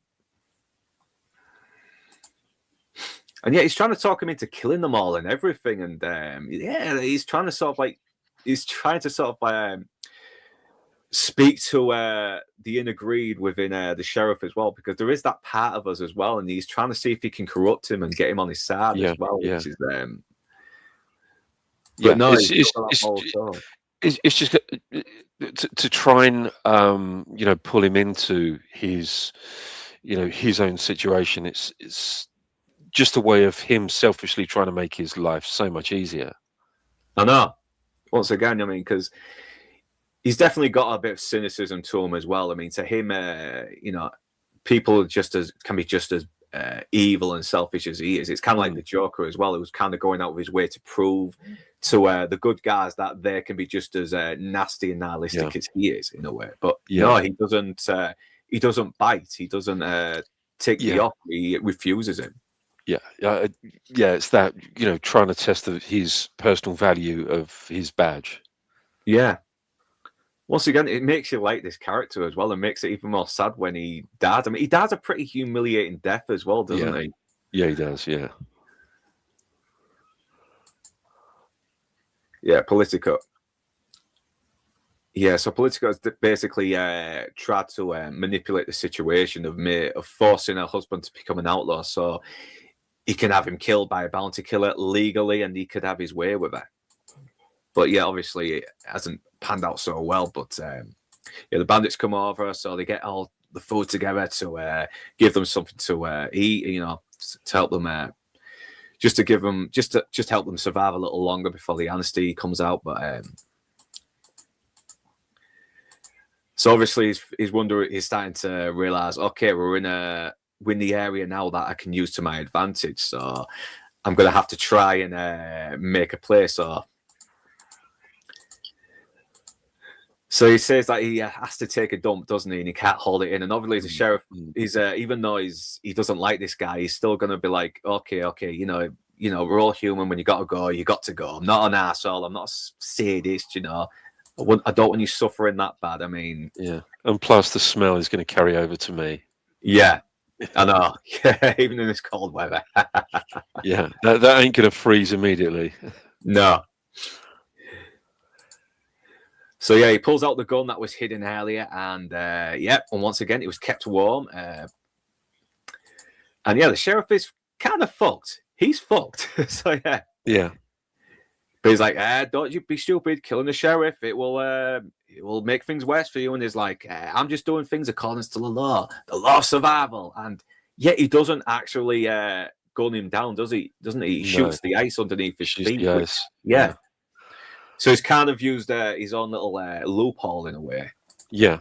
And at this point, when I first saw this movie, I thought, right, okay, he's going to come back. This is the guy that's going to come back and save the day. That's what I thought. But of course, more on that later. I know. And once again, all these great, the great cinematography, epic landscapes, everything, man. You just, you just want to frame this stuff. You do. Yeah. I mean, the color. I think they used Eastman color film, which was a really high grade color. So although it was a low budget movie, they had the best kind of equipment, because trying to operate these cameras in the snow in cold weather, although it's good for the actual film stock, it's no good for the cameras, because the cameras have to be kept kind of warm, but the film stock itself is fine operating in the cold. So, and they were big things. If you've ever seen any of these big cameras, and some of the footage that you got here, actually, they actually, the operator, the DOP who was operating, he was shooting handheld with this huge camera that weighs an absolute ton, a great big bulky thing, and he was actually operating it by hand on horseback. So he was handling a very heavy camera on horseback. Jeez, I feel sorry for the horseman. Yeah, Christ. yeah.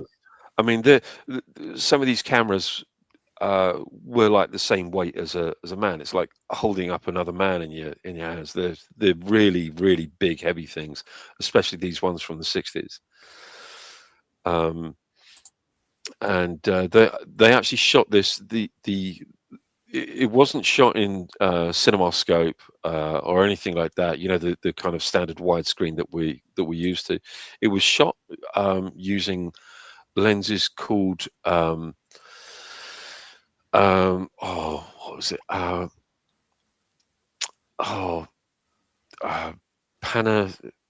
Panavini or something like that. Panavini, and they were these, really great lenses that really captured a lot of the light to kind of transfer onto the film itself.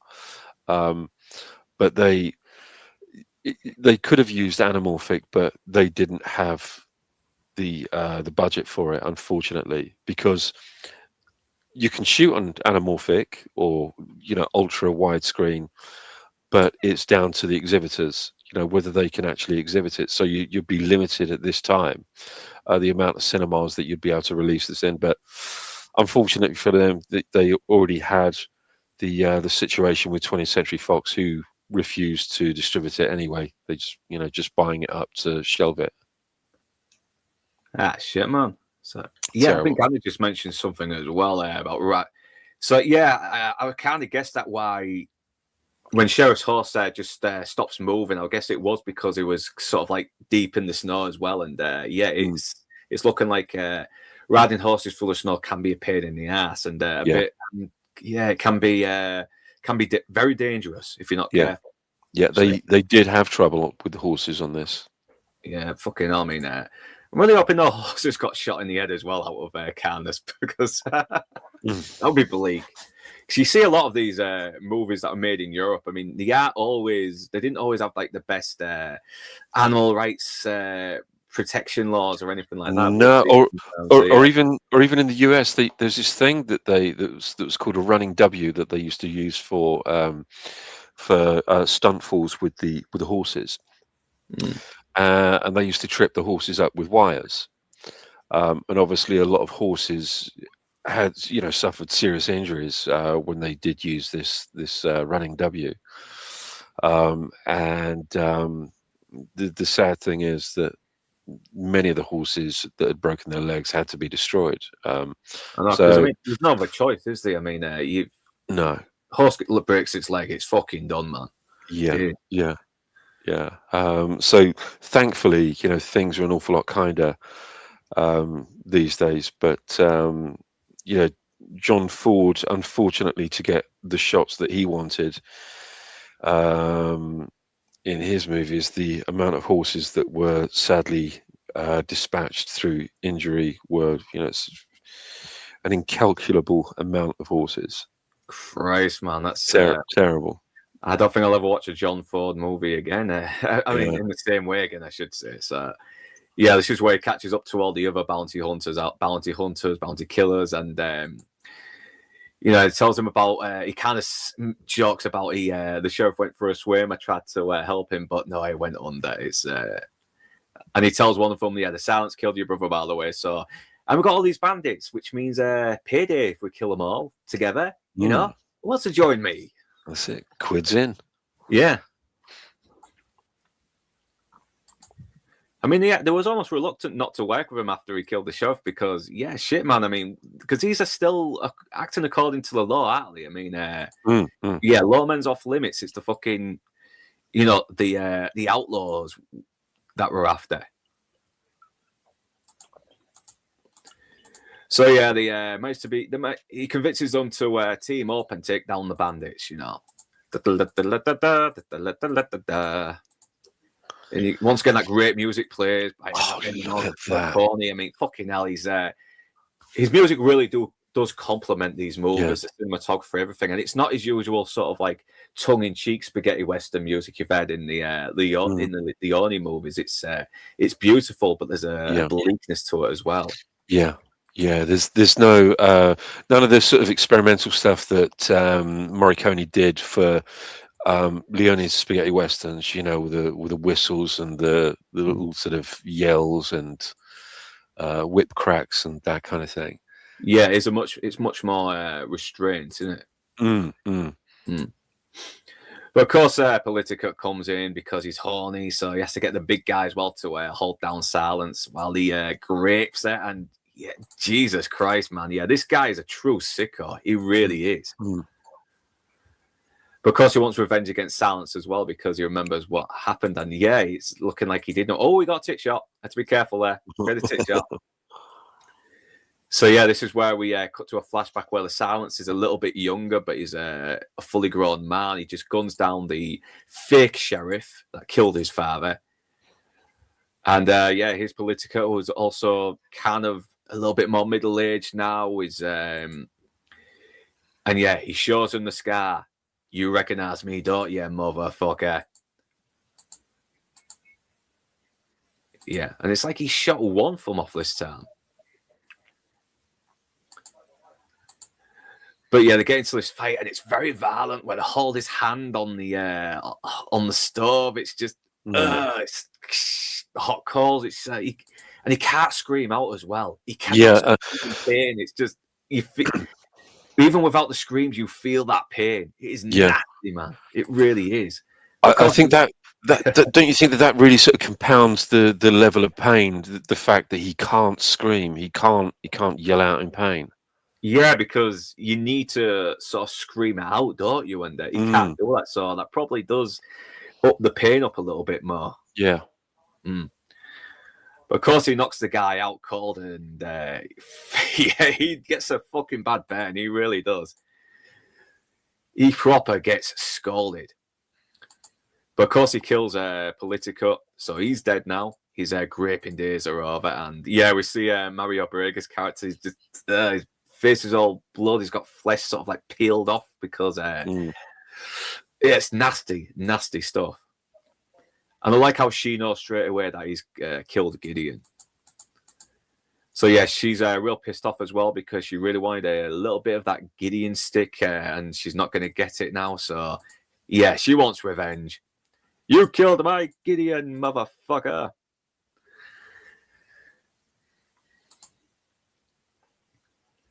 So yeah, Mario Brega's like, avenge my burnt face. He's at the black girl's house. Ugh. So I'm guessing he died from the shock a little bit as well, because the amount of fucking pain he was in there, man, not good. Yeah, so she's about to go fucking madam on their asses, but he has cause to kill her now as well. And just fucking guns her down, just doesn't give a shit, man. Ruthless bastard. So yeah, they're looking for him, and they're hiding up in the hayloft. Oh, look at that! I know. Yeah, let's get that shot back again. Let's get that shot back. Man, great cinematography, man. Oh, I just love it. I mean, they need to put grain back in movies. I mean, they just make movies look like movies. Yeah, You know, movies look a bit too polished now. I don't like it. Yeah, I don't like the kind of cleanliness, and it's very, it's nice to a certain degree, but I think, when you got something that is quite a harsh, gritty story, it's always nice to see, uh, I don't know, a bit of a dirtier picture. Yeah, exactly, man. I mean, it's because when you're trying to immerse people in this very murky world, sometimes you need a little bit of grit on the screen. You need the scratches and the little blemishes, everything like that. That's a great face. Because films have just been like this for decades, haven't they? And all of a sudden, the last 10 or 20 years, they're just starting to look more polished now. And and it's the thing, you can add the grain on movies as well. You can add it now, and I don't care if it's added grain or anything like that, as long as it makes a movie look like a movie. Yeah. But yeah, he sees the bandits. He's once again that psychotic look on his face, and only Klaus Kinski can play that. Though, and he does look like he's having fun in this movie. Though I will give him that, because he's just really playing this role up. But at the same time, he never comes across cartoonish.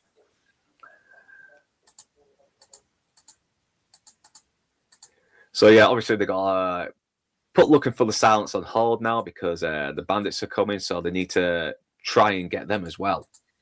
So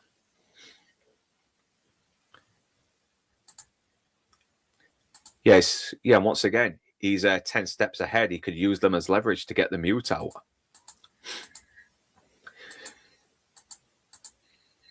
So yeah, they take the people hostage, everything,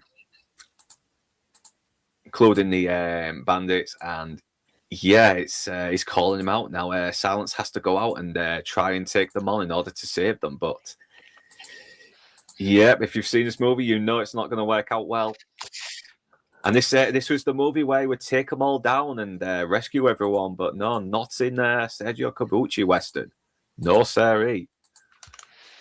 And she's trying to convince him not to go out as well. You're just going to get yourself killed. Listen, let's just go somewhere. Let's start a new life. Forget my revenge. I found a new meaning in life. I found you. I don't want you to die. I don't want you to lose you too. But no, he has to do it. It's he can't chicken out in this. Very, very similar scene to the one in Django, actually. That. Yeah. So yeah, this is realistic. I mean, even if he wasn't here, he probably wouldn't be able to take all these guys on. There's still way too many. But he's going to do it anyway, because that's what he does. Pride will get you killed.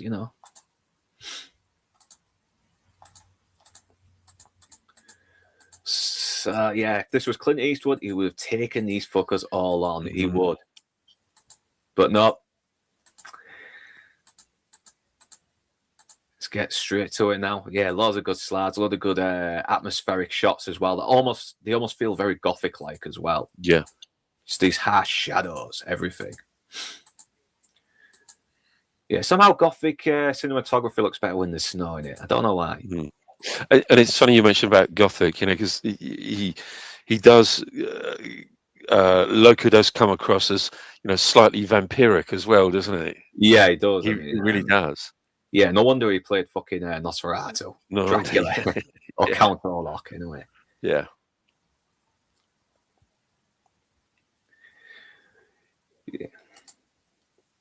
Yeah, still managed to get some amazing shots with real weather against them. Yeah, thank you very much, Nix, as well. You've even got the face-off ones for next week, man, already. Jesus Christ. Good lad. I know, gee. Yeah, he did real well here, man. These are really good shots, great definition, everything. Fantastic, yeah.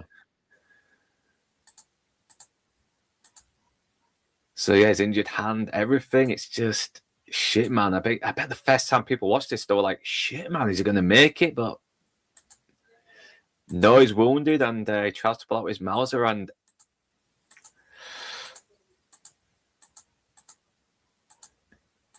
let's get to the shot where he's shot in the head.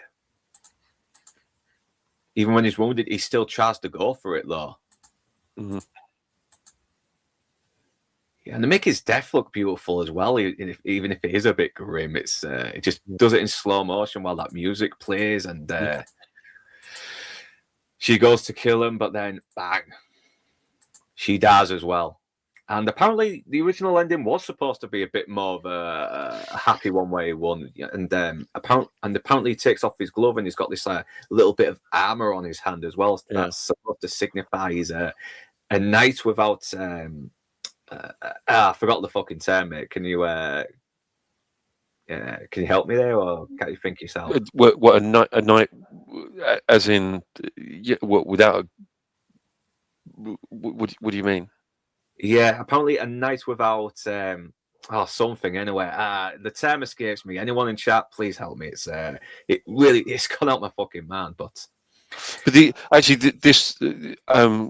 this was actually the original ending, and the other, because there were 2 additional endings that were shot for this.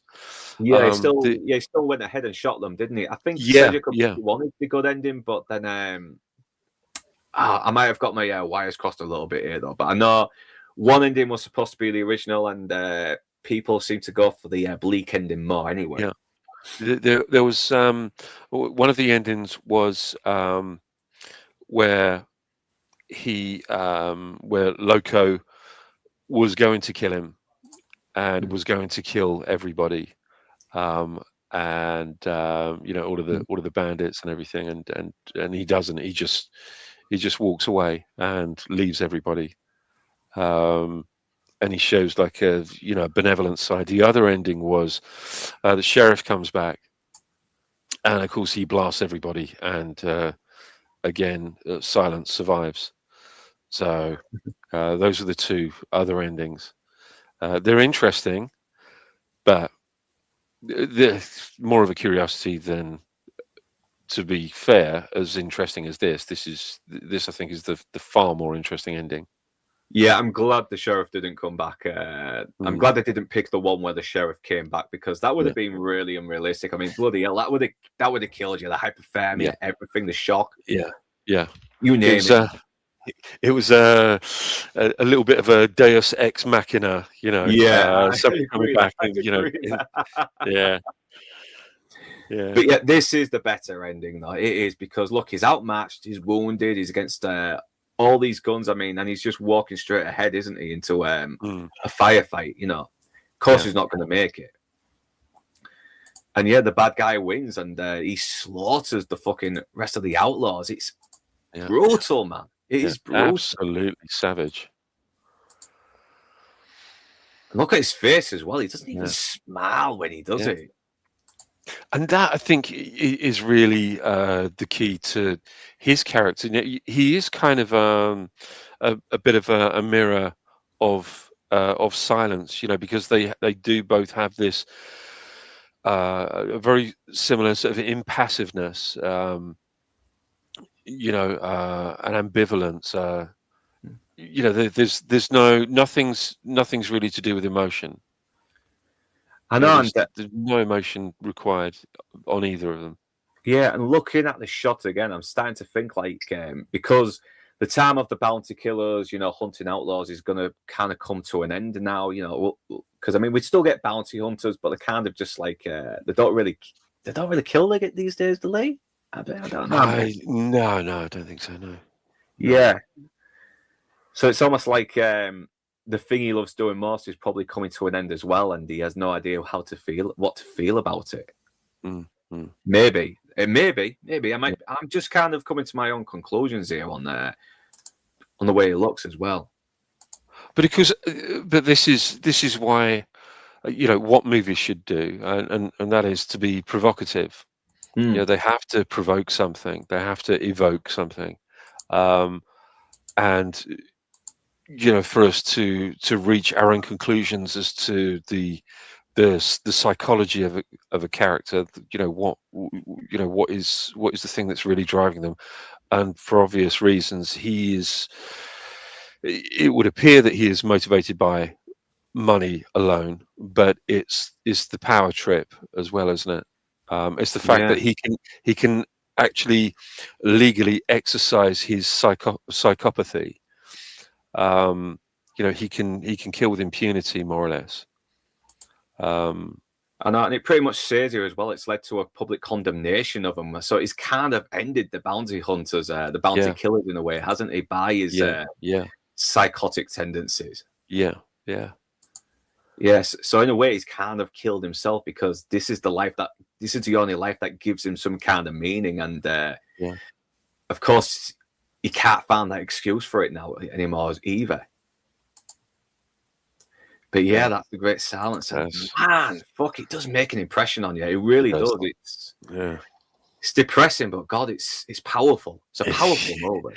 It is a very, very powerful movie. I think, you can't watch that movie in the wrong frame of mind. I know, you've really got to be ready to accept that you're going to be in a shitty mood watching it, but you kind of need something like that. We can't always have happy endings. Sometimes we need the No Country for Old Men. We need those. We need to be reminded that life isn't always fair, and good people will suffer. While bad people will prevail. It's just, as you say, it's just how life happens to be. It's like the universe is indifferent to us. That's it. Yeah, absolutely. Yeah. The universe is completely indifferent to us. It's a good way of putting it. And but also, it does raise questions. What would have? How far would he have gone? Was this just one of many other situations that he was involved with? Is this just something that is one of many similar situations that has occurred with Loco? Would he have been locked up if he wasn't given that sort of that deputization of becoming a bounty killer? I know, because he does when they meet in the stagecoach, he does say, I mean, they are an abomination to God and everything. So I wonder if maybe he was a good guy and this life has sort of kind of dehumanized him now. But I don't know, because sometimes psychopaths can be formed as well, can't they? In a way, I mean, from an early upbringing. And it does, it does make you wonder. What was it that caused him to be like this? What was it? What would his flashbacks have been when he was? Because he definitely hates outlaws, but he loves killing. I think maybe he has developed a taste for it. Maybe he did kill out of a personal reason, but then he just sort of like it's kind of like Faith in Buffy, where she kills a guy by accident, but she's kind of got a taste for it, and she starts going a little bit fucking mental later on. She becomes very psychotic.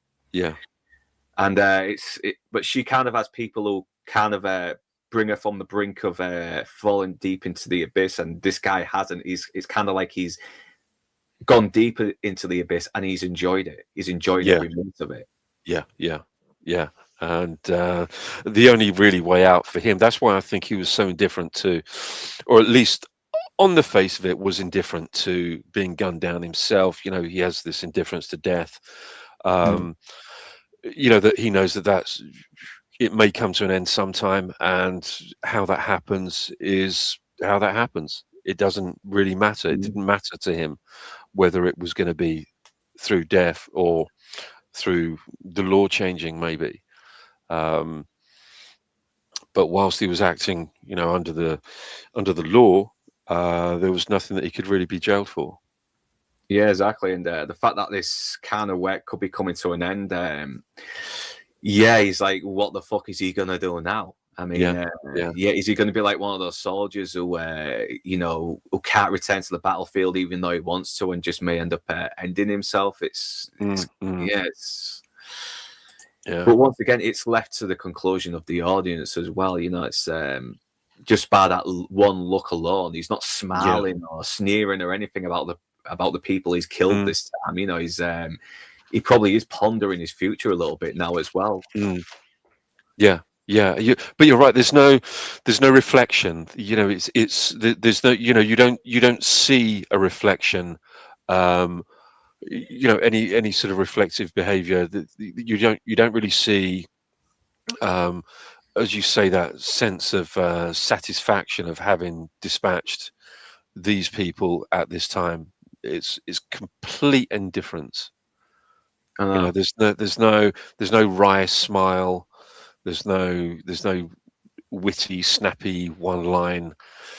That that really sort of bullet Yeah, points there's what no he's done. romanticism as this time as well. Because even Sergio Leone had a little bit of romanticism to it. I mean, we all, Yeah, because Clint Eastwood really the kind of character everybody wanted to emulate. The Silence yeah, is not one people seem to want to. We're just kind of fascinated by him a little bit, you know. yeah. Yeah, I mean, this like I say in Sonny and Jed. I mean, the character of Jed Tredago. Um, he is a thoroughly hateful character, but He is. you kind of love him. And what he does, he does this strange thing where he's an awful character, he's an awful human being. Uh, just when he starts to redeem himself or start to show any redeeming qualities, he does something that gets you straight back to zero with him, and Mm, you start to hate him again, and he keeps doing that, and it's yeah. this push and pull of that character, especially the way he treats the character of Sonny in it. It's quite interesting with a really interesting conclusion. Um, but it's I like them. I like these Kobuchi ones because there's. I think he was one of the biggest subverters of expectation in spaghetti westerns. He really did subvert your expectations because, as you said right from the start, we were expecting this to have a happy ending. The hero comes out and walks off into the sunset kind of thing. But this is absolutely as far from that as you could possibly get.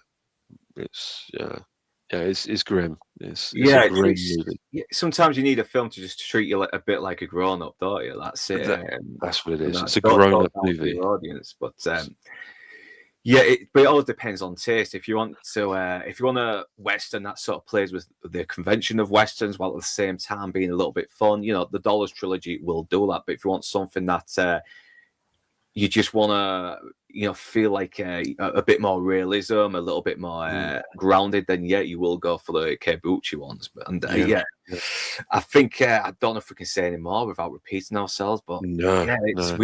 it's just fucking awesome. It really is. I It forgot to is. ask about when you first saw it, but you've already mentioned the Nats, seen it in Nancy, Yeah. and Yeah. first time I watched it was just this last month as well. I had it on my list a while back. I was willing to be meaning to watch it, and I finally did. And yeah, it's in my favorites. It's in my favorites now. Yeah. Yeah. It's such a treat to watch, isn't it? It is a tough watch. It's a very, very tough watch if you're expecting something more conventional, but it's a treat to watch because it's staggeringly good. There are a few that come close to the visuals in this movie.